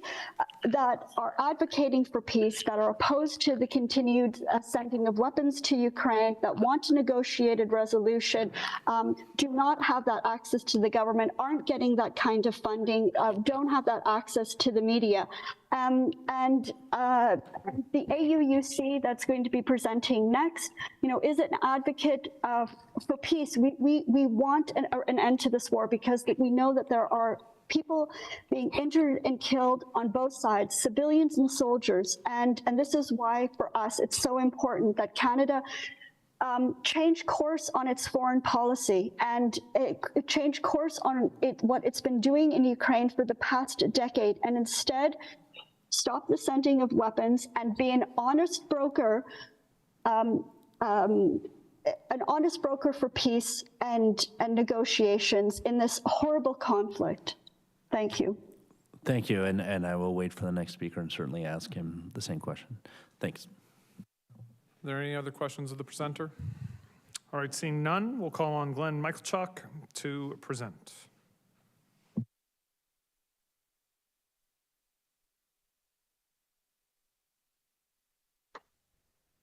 Thank you. Let me just briefly explain who I represent.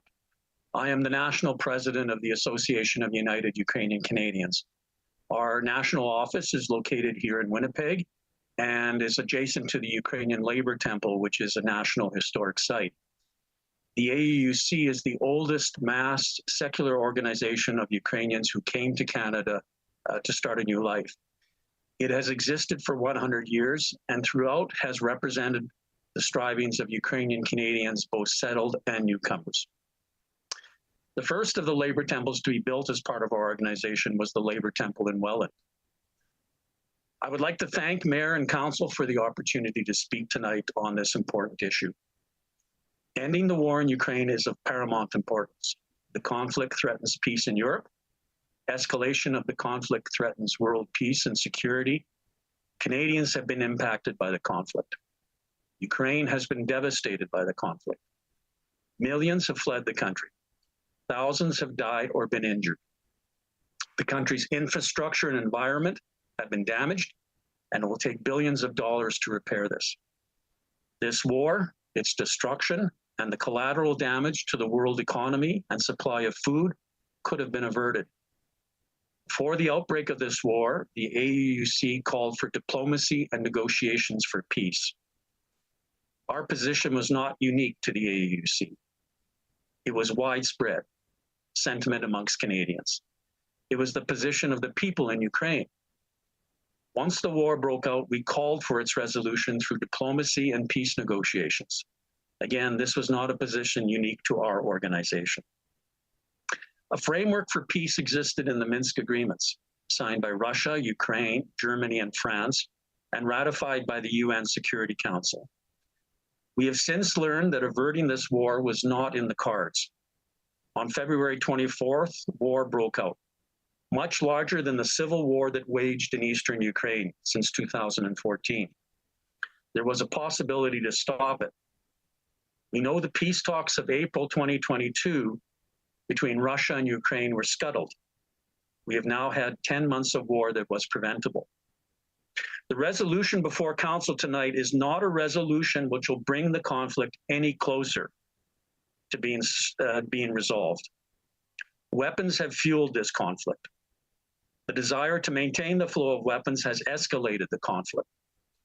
In the resolution before you, it specifically calls for continued military assistance.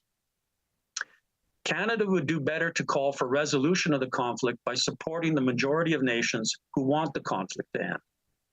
Instead of fueling the war, Canada should support the diplomatic initiatives to bring the warring parties to agree to a ceasefire, negotiations for settlement of the issues that underlie this war, and the achievement of a peace agreement. Peace and diplomacy is distinctly lacking in the Canadian government actions in response to this war. Increasing numbers of Canadians believe this is what needs to be done. It would be of significance if the St. Catharines City Council did likewise, supporting peace initiatives instead of military initiatives as the means to end this war. If we are to avert more destruction to Ukraine and the danger of this war escalating to the possibility of conflict between NATO and Russia, then we must all support the initiatives that are underway to end the conflict. Internationally, these initiatives are led by Turkey, Brazil, India, China, South Africa, and of course, the United Nations.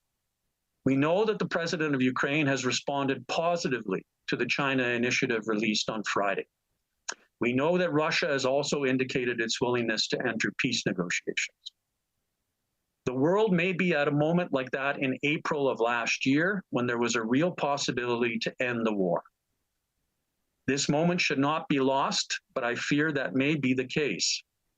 I have watched events in Ukraine very closely, both before and after the Russian invasion of February 24th. The people of Ukraine wanted peace after 8 years of civil war. President Zelensky was elected on a platform of peace, but was prevented by opposition forces in Ukraine which did not want peace. At this critical moment, we hear the call for escalation through more weapons.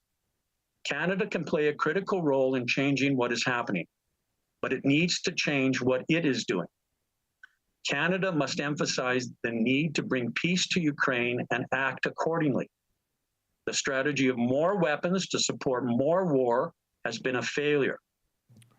In conclusion, I urge councillors to take a stand which will push forward ending this war and securing peace. I've spoken many times on this. I have said that the war could have been averted, but was not, and once it started, could be stopped. The policy of weapons and war has been disastrous. I thank you for your time. All right, Councillor Townsend. Thank you, Mr. Mayor. Through you to, I guess, the presenter. To make it clear, we certainly all want peace in this conflict. And I guess the concern here is the part in the motion that provides military support during this time. I guess my question would be, without the military support, how would Ukraine be able to defend themselves without having that, that support? Well, I take you back to what I said in my remarks. In April 2022, there was a definite peace plan on the table between Russia and Ukraine. Once that was scuttled, it's this never-ending cycle of weapons and war and weapons and war. But there's significant diplomatic initiatives underway. And the question is, if those initiatives are going to be successful, then a country like Canada, if it steps up and assists those initiatives, can make that change. Thank you for that. Otherwise, you're locked into an endless cycle of more weapons, more war. And I think, as been said by the first speaker, Salah, that there's no guarantee that this is going to bring any different outcome. But if there's a concerted effort to ask for peace and negotiations by world powers and middle powers such as Canada, that is certainly going to change the narrative of what's going on. Thank you, Mr. Mitchell-Chuck. And I'll also acknowledge you for your work that you've been doing out in Winnipeg with the Walk for Peace and calling on peace of both nations. So thank you. All right. Are there any other questions? Councillor Miller.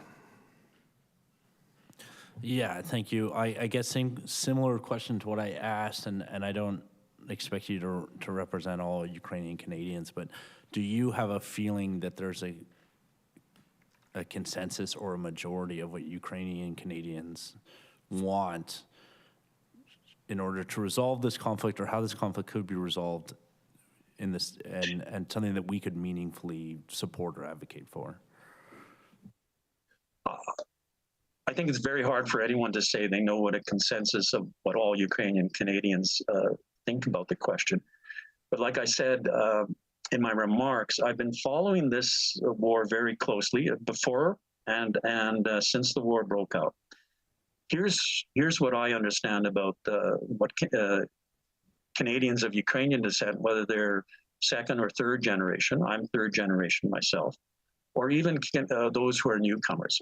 I do think that I can say with some confidence that Ukrainians want peace. Now, whether I can say that's a majority or not, I haven't been able to poll Ukrainians to that extent. Why do I say that? Because when the war first broke out, there were large rallies of Ukrainian Canadians. And I would go to those rallies and I would listen to the news reports, because the news people interviewed participants there. And it was very interesting when you listen to the news reports or when you talk to people. The ordinary people what was their concern? Their concern was what is happening to their family back home. What is happening? Will the war get bigger? I mean, I'm talking about in the first weeks of the war. And then when you heard, say, representatives who were there from the Ukrainian Canadian Congress, they presented the Ukrainian Canadian Congress position on the war. And at the beginning of the war, it was they would advocate for no-fly zones, they would advocate for more weapons, and so on. So that's one thing that I've noticed, is there's this kind of break between what ordinary people say and what maybe some organizations that have an agenda around the war to present. I do know, and I have been in touch with ordinary Ukrainians of relatively newcomers to Canada, and they have come from various parts, such as Eastern Ukraine. We have to remember that Eastern Ukraine is a Ukrainian population that has been the target of 8 years of civil war. So I do think that Ukrainians desire peace. As I said, Zelensky was elected on a platform of peace, amongst other things of his platform, which was dealing with corruption and so on in Ukraine. So I think there is a genuine sentiment for peace amongst Ukrainian Canadians and amongst the people of Ukraine, and people of Ukraine. All right. Thank you, Councillor Williamson, followed by Councillor Kushner.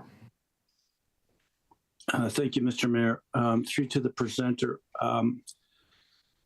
I am no war hawk, but Vladimir Putin is the aggressor in this situation, and he really doesn't seem to be willing to respond to diplomacy or overtures of peace. And we've seen this in history. Sometimes you have to stand up to bullies and show them that you're going to be willing to apply some force. How would you? And Churchill said, "It's better to jaw than it is to war." But when time came, he was willing to take on the aggressors. How would you respond to the fact that Vladimir Putin is not necessarily a rational decision maker and may not respond to overtures of peace in a diplomatic way? Thank you. Well, we know that's not even borne out by the facts, what you say. I mean, there was negotiations between Ukraine and Russia for a peace deal in April 2022. You may not choose to believe the reports that have come from people who were actually part of those negotiations, including, I think it was the former president of Israel, who documented how that deal was broken apart by the actions of the United States and the United Kingdom. There was an actual peace deal on the table. There was the Minsk agreements on the table before the war broke out. So there's no evidence to suggest that peace was not possible in Ukraine or that Russia was interested in anything other than resolution of, first of all, the civil war in Ukraine through the Minsk agreements, and now this war. I mean, you have major powers such as China and India who also have contact with Russia and its leadership. And they believe that a peace agreement can be reached. All right, Councilor Kushner. Thank you. Thank you, Mr. Mayor. Now, everyone wants peace. I'm of Ukrainian descent, and the Ukrainians I talk to certainly want peace. They don't want war. My parents came to this country because of war in the Ukraine, and they advocated for peace. But at the same time, you have to step up to a bully. Now, if you want to advocate for peace, why are you not advocating for the Russians to pull out of Ukraine? That would be a good step for proper negotiations, because you can't negotiate with somebody who's invaded your country and is slaughtering the people, slaughtering the cultural icons, and slaughtering the infrastructure. It's not even. And if you want to negotiate, you have to have two even parties. And right now, there are not two even parties. One is being slaughtered by an invader. And therefore, I would suggest that you propose to the Russians that they withdraw from the country, and if they did, I'm sure there would be a negotiated peace very quickly. Thank you. Thank you, Councillor. Are there any other questions? All right. I could respond to that. I could respond to that if I might. No, that's okay. We'll move on to Ms. Newton, Irene Newton, to present.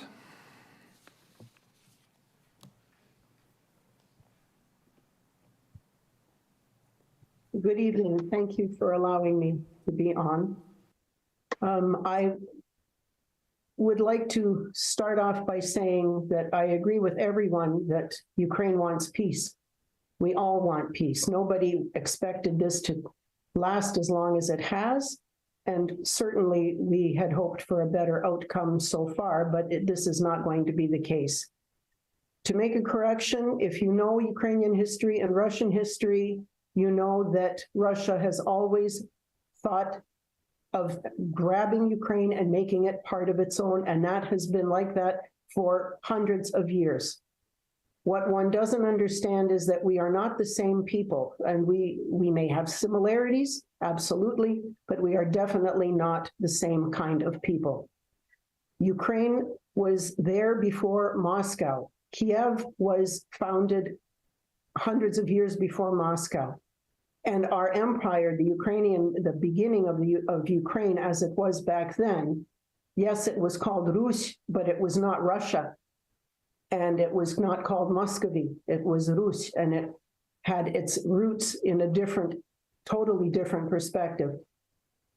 However, as time went on and things were fine for many, many years, it became worse. And part of the reason was because of the land and the resources that Ukraine has, and the fact that it can supply wheat, grain, and so many things to so many countries. And greed becomes an eye-opener.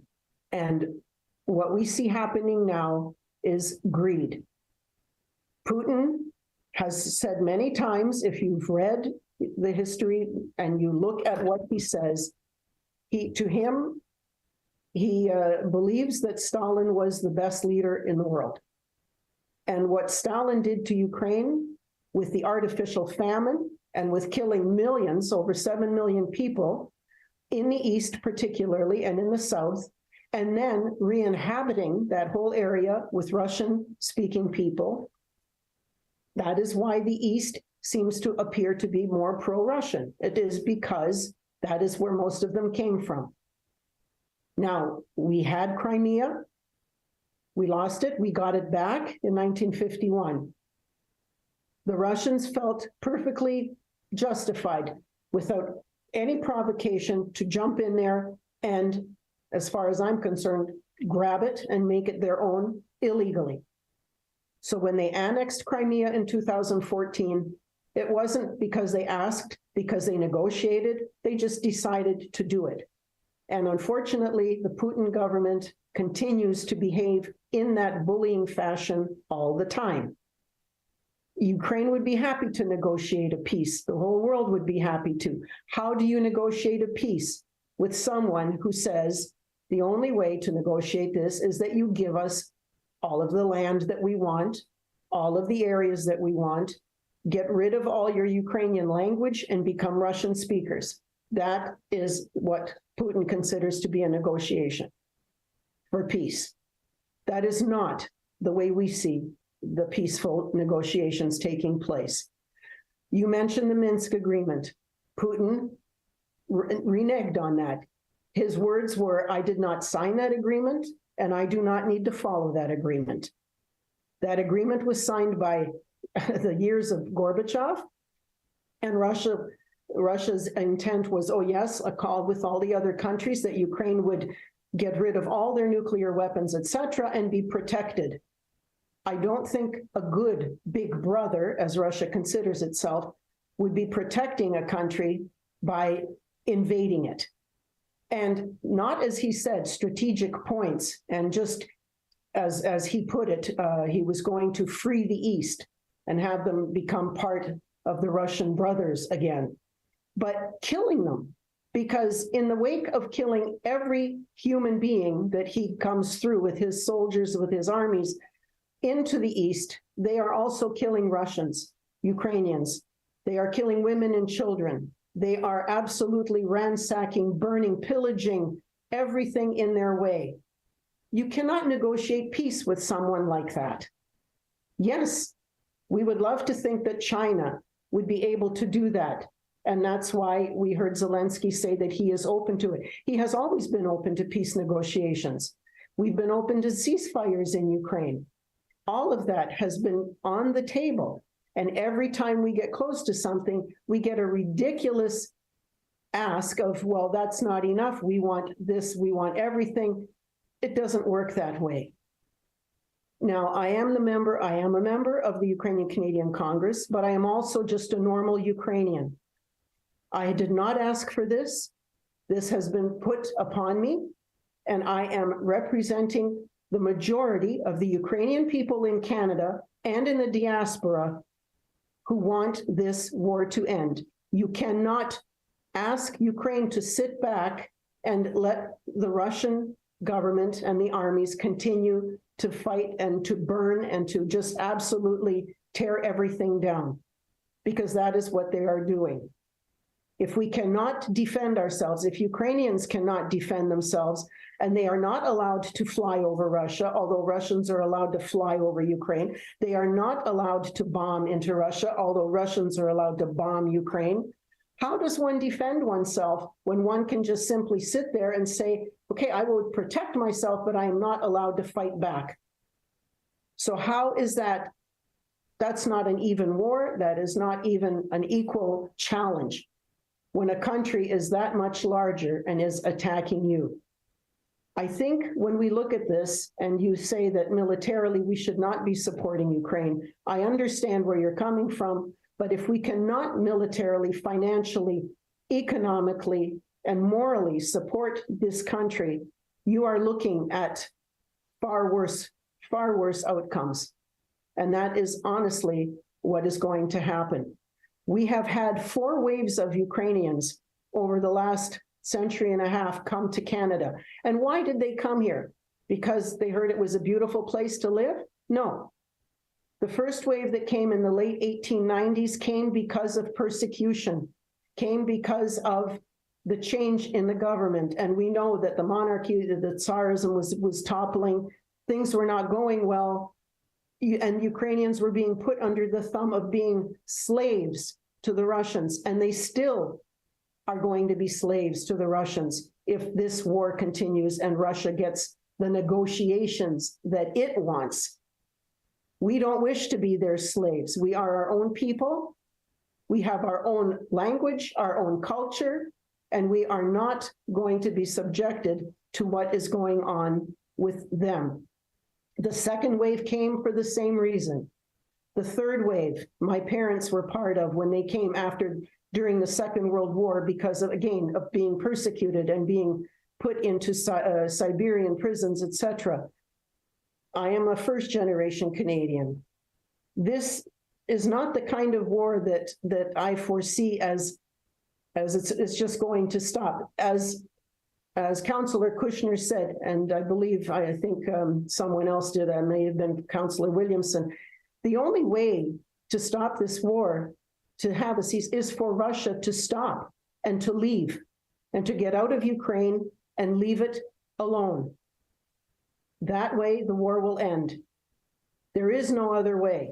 If they do not, if Ukraine ceases, Ukraine will end up being nothing and it will disappear. Thank you. Thank you, Ms. Newton. Are there any questions or comments? Councillor Miller. Thank you, and thank you, Ms. Newton, for sharing your perspective on it and your insight.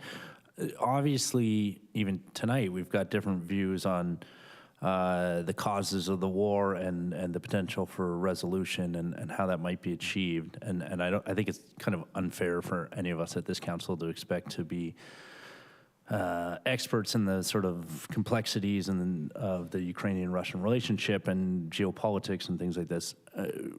Would you have a problem? I think the spirit of the motion is great, and I think we would all support that. I think some of the language has been raised as maybe problematic. Would you have any problem with us wordsmithing it to focus on peace? Because as you said, I think that's the one thing we all agree on. Well, we have been having peace rallies.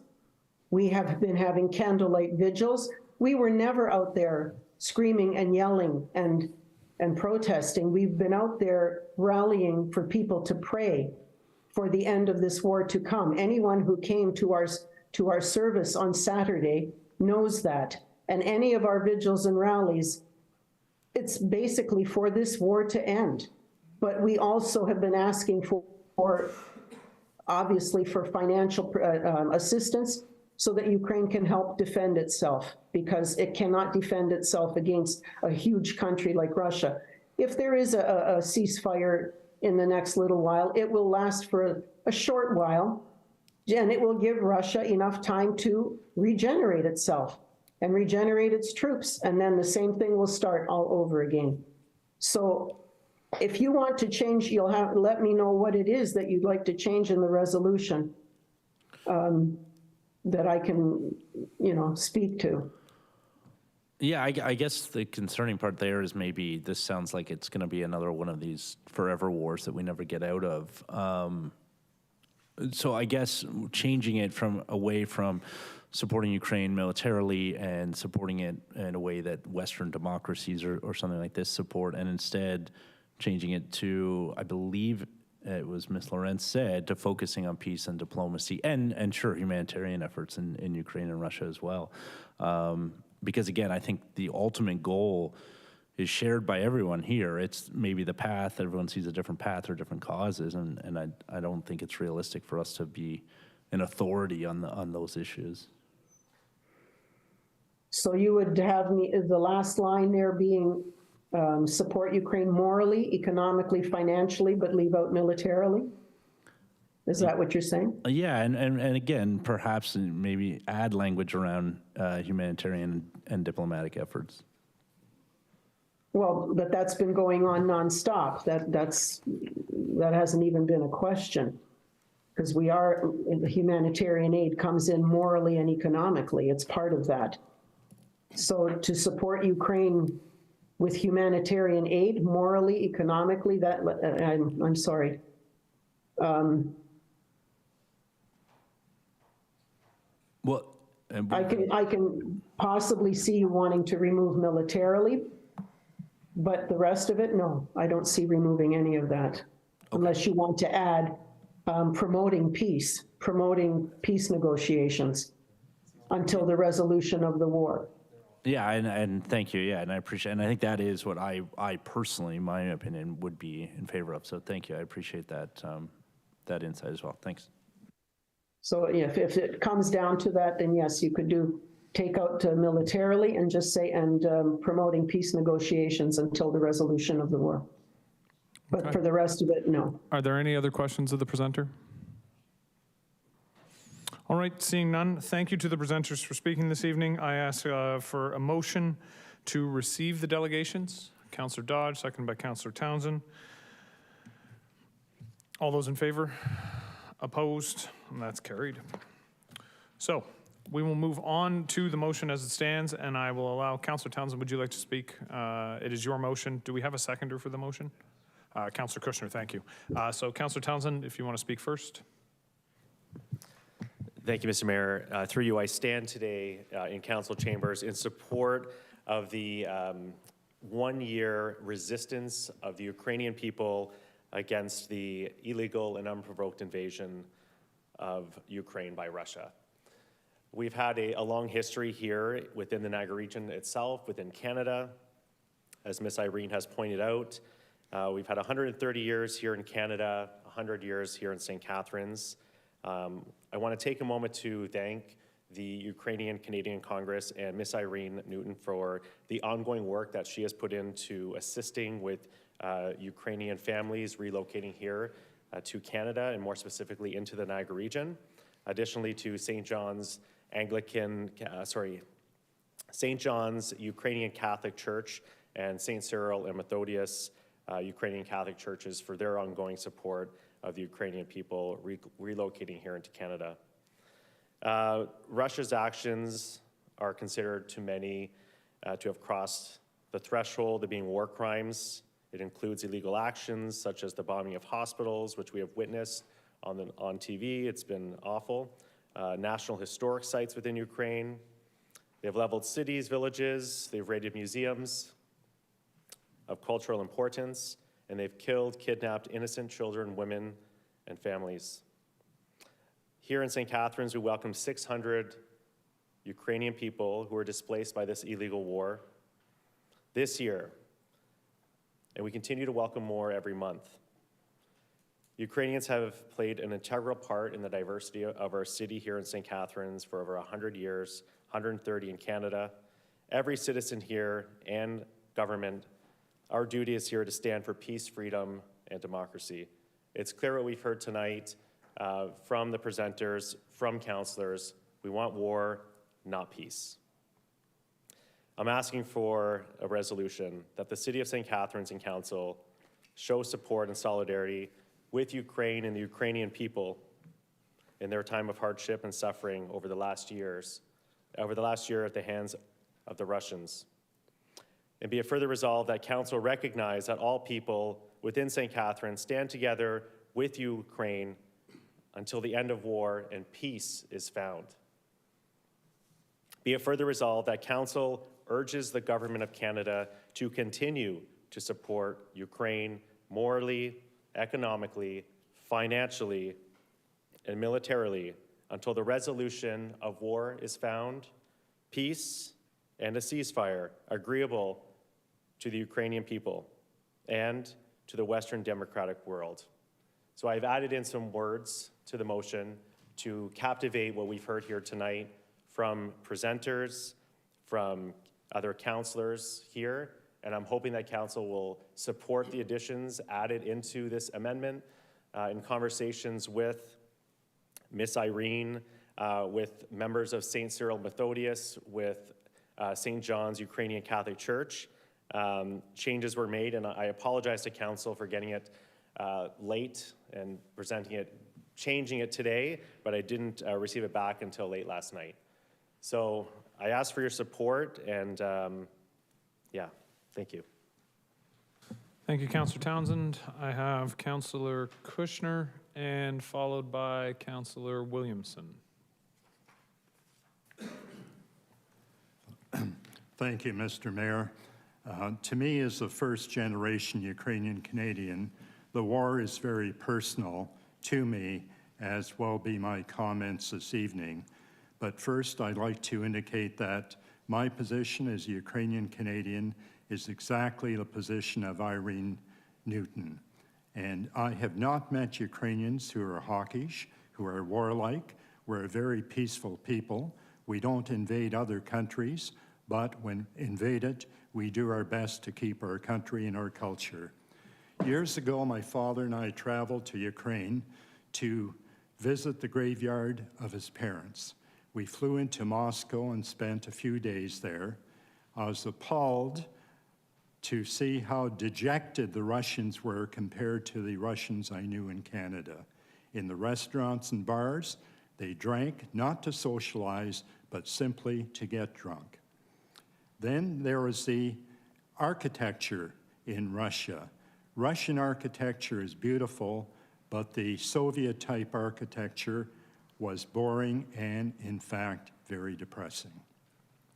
My dad and I then went on to Kiev, which was much more European and much more pleasant. From there, we traveled to Lviv with our cousin, who is a student at the University of Kiev. In Lviv, our relatives had a house party for us, and after some libations, they began to sing. Our cousin from Kiev immediately closed the windows and pulled down the blinds because she was afraid that the songs were too nationalistic and that the police would come and arrest us. Our other relatives chastised her and suggested that she was a communist sympathizer. Not a very nice family situation. The point is that freedom was very restricted, where even family members did not trust one another. We then moved to Ternopil, where we visited my uncle, who, like many Ukrainians, had been sent to Siberia by Stalin as slave labor. When he finished his sentence, he stayed in Siberia for a few more years to earn money.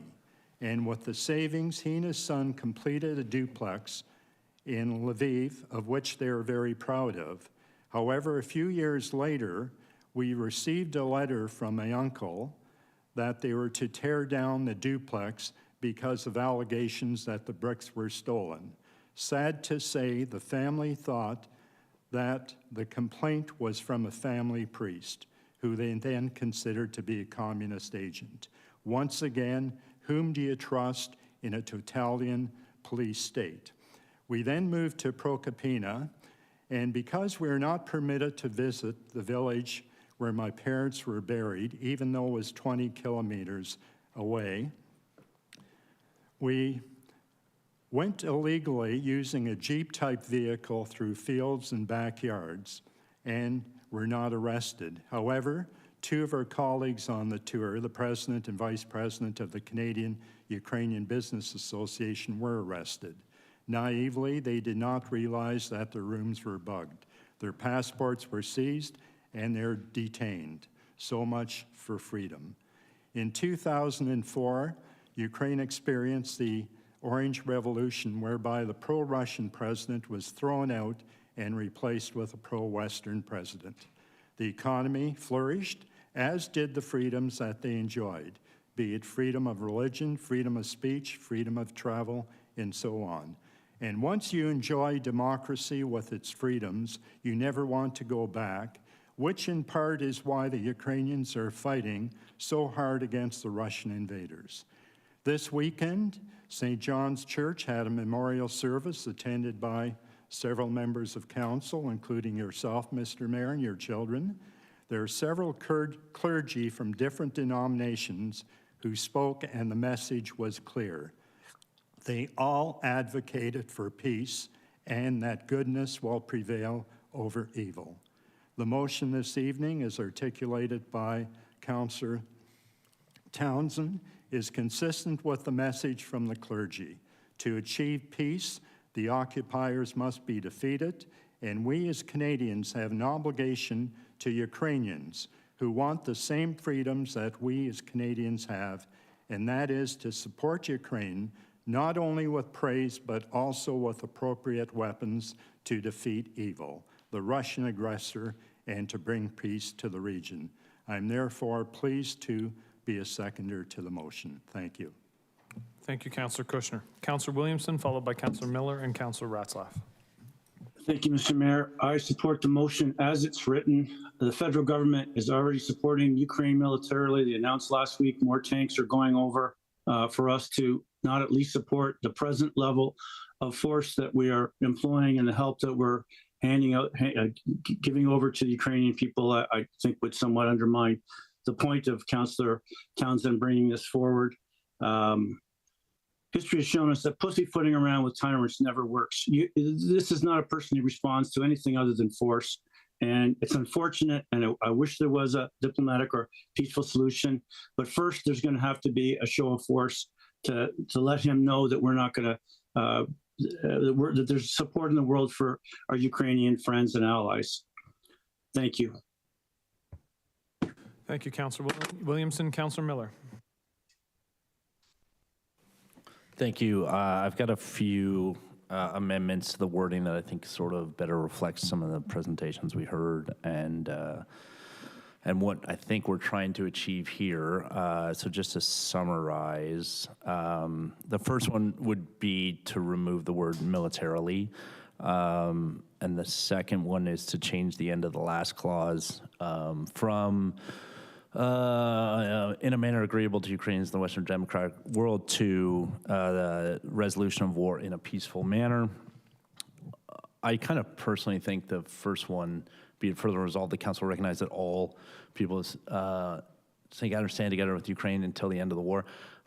That seems kind of unrealistic and broad and assumes we know the will of 130,000 unique individuals. I'm happy to leave that one in, actually, but that's pretty ambitious on our part, I think, to deign to know and we've already had speakers here and we've had emails from people who don't agree with that, so I think maybe that's a bit heavy-handed, but that's fine. I just want to, again, I think our priority is a peaceful resolution to this conflict. I think it'd be pretty easy for us to condemn nationalism and imperialism and genocide, no matter who's committing it, whether it's a Western democratic nation or whether it's Russia or whether it's the aforementioned Winston Churchill in Bengal. We should always be condemning those things. Unfortunately, military solutions to conflicts like this aren't realistic. They've been borne out in places like Afghanistan and Iraq. So I think this wording more accurately reflects that we are supportive of those suffering under the invasion, that we are supportive of Ukrainian Canadians, those throughout Canada and in St. Catharines, and that we are focused on a peaceful resolution to the conflict there. Thank you. So friendly or no, Councillor? Just give me 1 second. I'm going into Wild West mode. Let's make it easier. Wait for it. There you go. Friendly or not friendly, Councillor Townsend?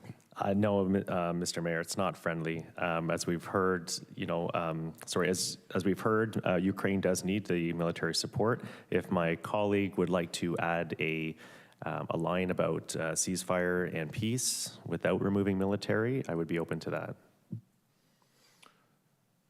So I'm just going to look for procedure's sake. Councillor, do you want us to decide on the word militarily? Sure. Okay, so we're going to deal with the word militarily, and just so that I'm clear, we would be taking out from resolution to Western Democratic World and replacing it with that last clause that's written in bold? Yeah, taking out everything from in a manner agreeable to Ukrainians on. Yeah, so basically, yeah, replacing from resolution on with those words in bold. Okay, so if we could just put a strike through from resolution of the war, nope, up, starting earlier than that. Nope, the first resolution of the war after militarily, right there. Nope, to the world, democratic world. There we go. So we're talking about taking that out and removing the word militarily. So Councillor Townsend has spoken to the amendment in opposition. Does anybody else wish to speak to the amendment in opposition? Councillor Ratzlaff?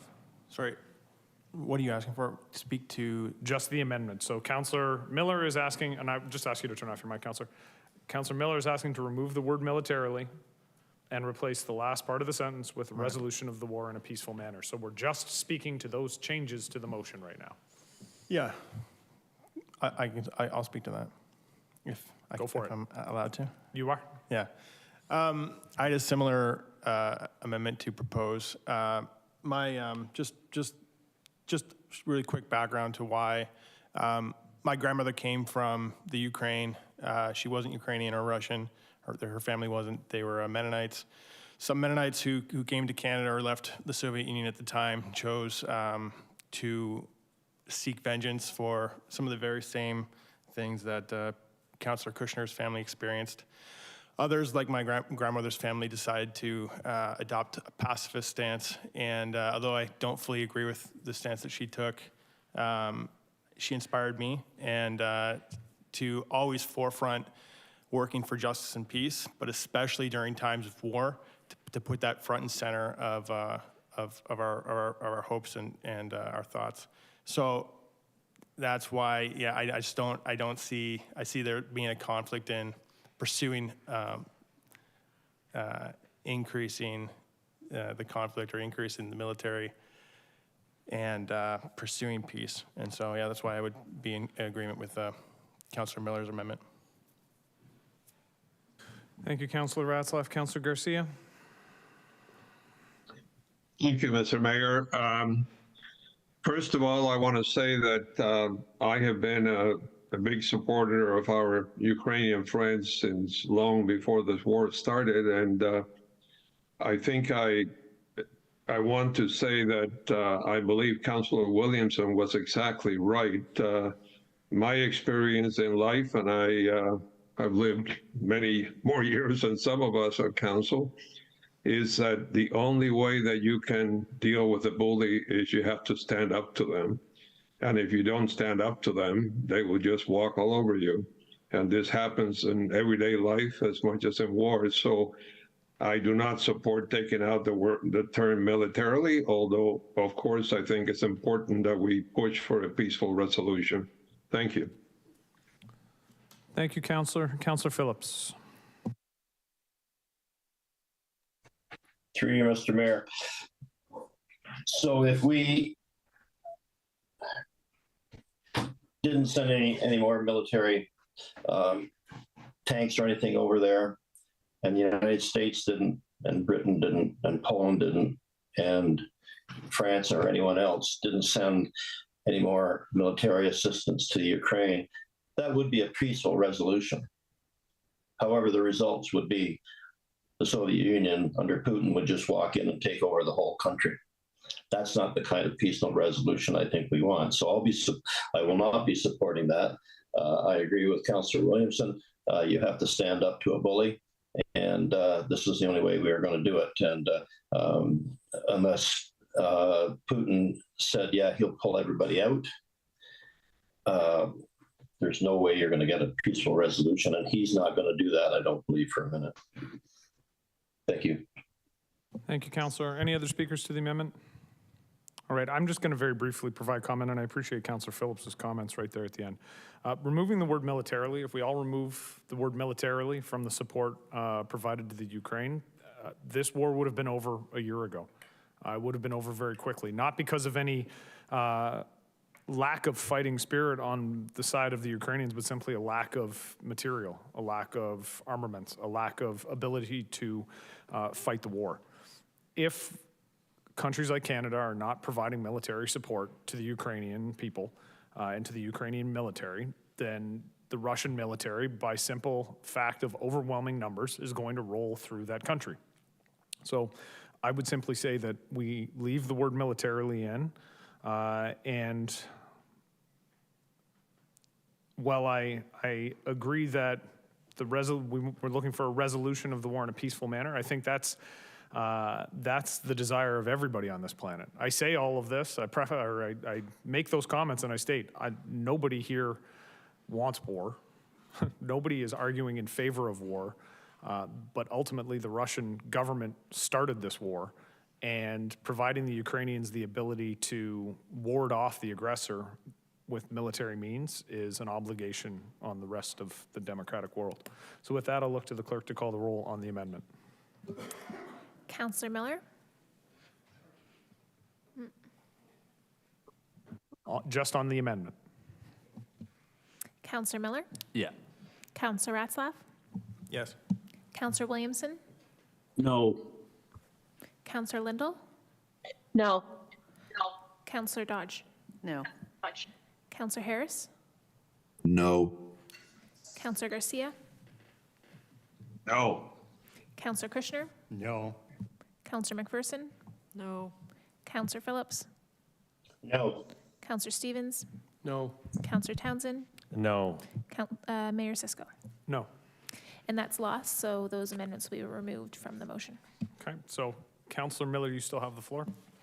Yeah, I'll just say I appreciate what everyone's saying, and apparently more military experts here than certainly my mind's capable of achieving. I'm going to, I know this is a no vote, abstain from this vote. I don't think any escalation in a war when someone has nuclear weapons is a wise decision. So that's how I feel. I certainly support the peaceful resolution of the war. Hope to see it. Hope Canada does all we can to actually achieve that and support that in the best way we can. So thank you. All right, I had Councillor Ratzlaff was the next person to speak to the main motion. I withdraw. Withdraw, okay. Are there any other speakers to the main motion as it stands? Councillor Kushner, well, let me just hold. Are there any other speakers who haven't already spoken to the main motion? All right, so Councillor Kushner for a second time. Yes, this would be in addition an amendment, and furthermore, the council urges the government of Canada to encourage the peaceful resolution of the war. Councillor Townsend, that's Friendly. Friendly, okay. All right, are there any other speakers?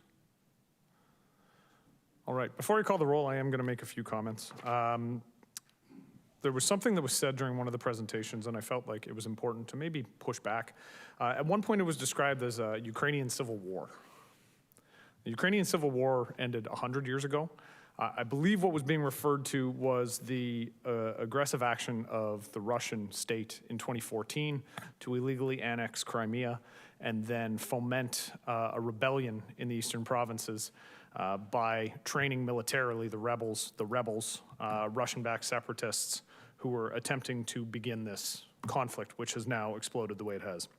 I felt like it was important to push back. Disinformation is a problem in our community and in our society, and I like to make sure that it's addressed. I appreciate Councillor Townsend bringing this forward.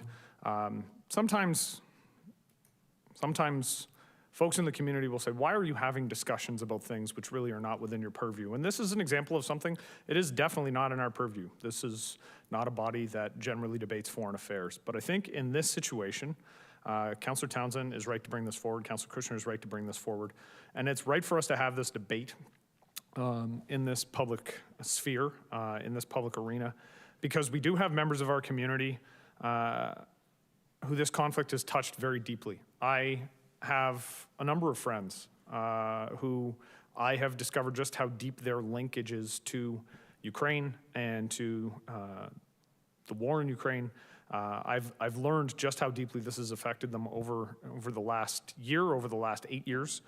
And so I appreciate the fact that it's come forward. I think if we can pass this motion as a way of supporting our Ukrainian community, it is sincerely appreciated. And just finally, I have never professed, and nor will I ever profess to be a military expert. However, I do read, and so I do have a certain amount of knowledge based on what has been widely available in the news. So with that, I will look to the clerk to call the roll. Councillor Townsend? Yes. Councillor Kushner? Yes. Councillor Dodge? Yes. Councillor Garcia? Yes. Councillor Ratzlaff? So how do you abstain? You just say Abstain. abstain. And it does count as a no vote.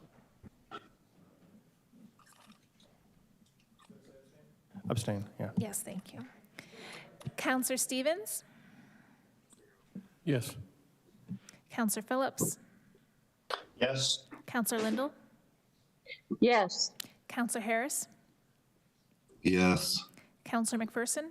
Yes. Councillor Williamson? Yes. Councillor Miller has abstained. Mayor Cisco? Yes. And that's carried. And clerk, may I ask that the minutes please reflect the fact that Councillors Ratzlaff and Councillor Miller abstained? Can that please be written into the minutes and stated clearly?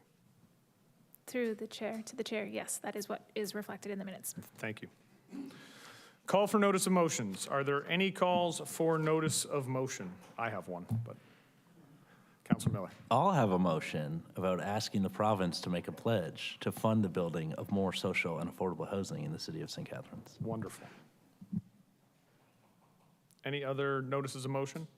All right, my notice of motion will be regarding changes to the procedural bylaw to add geographic requirements for delegations. So with that, we move on to report requests. 2 report requests were submitted prior to the meeting. The first one is the delivery of unsolicited mail with graphic content. Councillor Townsend? Thank you, Mr. Mayor. Through you, straightforward, I received a number of phone calls from concerned residents in St. George's Ward about some graphic images that were placed into mailboxes. I know other municipalities are currently working on some, so that is my request, to have staff prepare a report examining the potential implementation of a bylaw that would prohibit the delivery of unsolicited mail to residents. That includes graphic content or hate speech. I need a seconder for that. Councillor Miller. Councillor Miller did indicate. Councillor Stevens. We have a third for it as well, Councillor Stevens. I'm sure many of us would like to see that sort of mail not wind up in mailboxes. All those in favor of the report request? Opposed? That's carried. 12.2, controlled pedestrian crossing of Welland Avenue at Export Avenue, and I will look to Councillor Stevens for that one. So we've had a few complaints to myself, and I think Councillor Townsend has as well, and actually some people brought some complaints to Councillor Dodge as well, so she's put that to us because it is in our ward.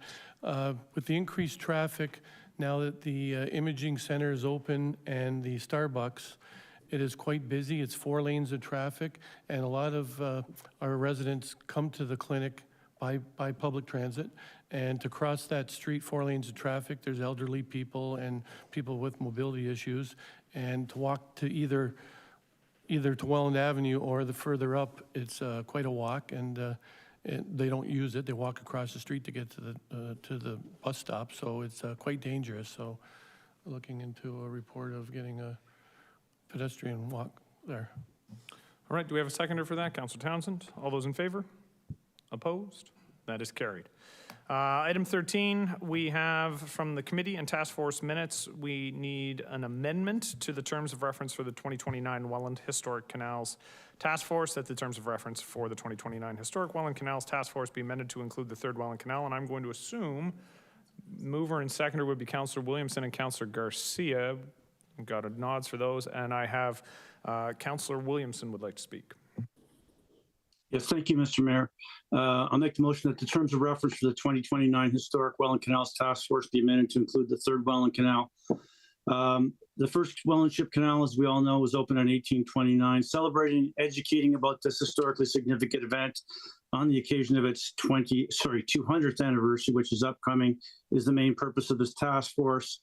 When this committee was struck, the 2nd Welland Canal, which opened in 1845, was included in the terms. However, for inexplicable reasons, the third canal was not. So because there are common sections and features of the third canal in close proximity to the routes of the first and second canal, Mr. Rennie Ressler, the chair, and Colleen Beard, the librarian of the Brockmap Library Emeritus, that's probably the wrong pronunciation. Anyway, both recognized experts believe that we should make this amendment and to particularly recognize those features that are close to the first and second canal. The thrust is not to expand it to do the whole length of the third canal, of course.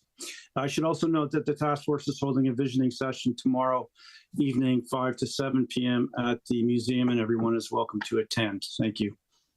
Thank you, Councillor Williamson. All those in favor? Opposed? That is carried. At this point, we are going to move into closed session, so I'll look to the clerk to call or read the reasons for going into closed. So we have two reasons today. The motion to go into closed session. The first item is from the Office of the CAO, Council Notification Processes Related to Collective Bargaining Agreements. It's a closed session report pursuant to Municipal Act Section 239(2)D, Labor Relations and Employee Negotiations. And the second item is from the Municipal Works Director. It's regarding notification of a management proposal, closed session regarding Municipal Act Section 239(2)D, Labor Relations or Employee Negotiations. All right, so motion to go in camera for the reasons as outlined by the clerk. Councillor Stevens, seconded by Councillor Townsend. All those in favor? Opposed? That's carried. In camera we go. A reminder to council, please leave all electronic devices here in the chamber.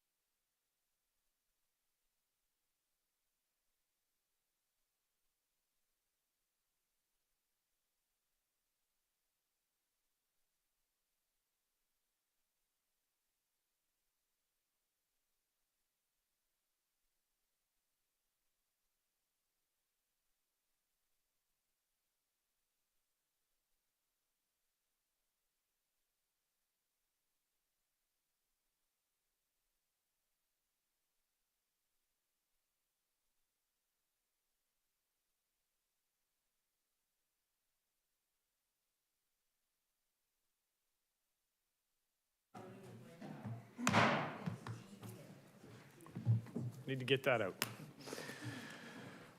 15.1, Office of the Chief Administrative Officer, council notification processes related to collective bargaining agreements. Can I have a mover? Councilor McPherson, seconder. Councilor Townsend. Do we need a recorded vote on this? It's a motion to receive. All those in favor? Opposed? That's carried. Notification of management proposal, moved by Councilor Dodge, seconded by Councilor Kushner. All those in favor? Opposed? That's carried. And then we have a report request from Councilor Dodge. Yes, Mr. Mayor, thank you. I hope I get this right, but can we get an updated report on municipal work services as discussed in camera? Any questions? So service level report from Municipal Works as discussed in camera. All those in favor? Opposed? That's carried. Bylaws, that the bylaws listed on the council agenda as A to G be read a first time, considered and passed, and that they be signed and executed. Motion. Councilor Phillips, seconded by Councilor Lindell. I'm going to say you seconded this one. Wonderful, just so we have you in there. All those in favor? Opposed? That's carried. Motion to adjourn. Councilor McPherson, Councilor Townsend, all those in favor? Opposed? Carried. Drive home safe, everybody.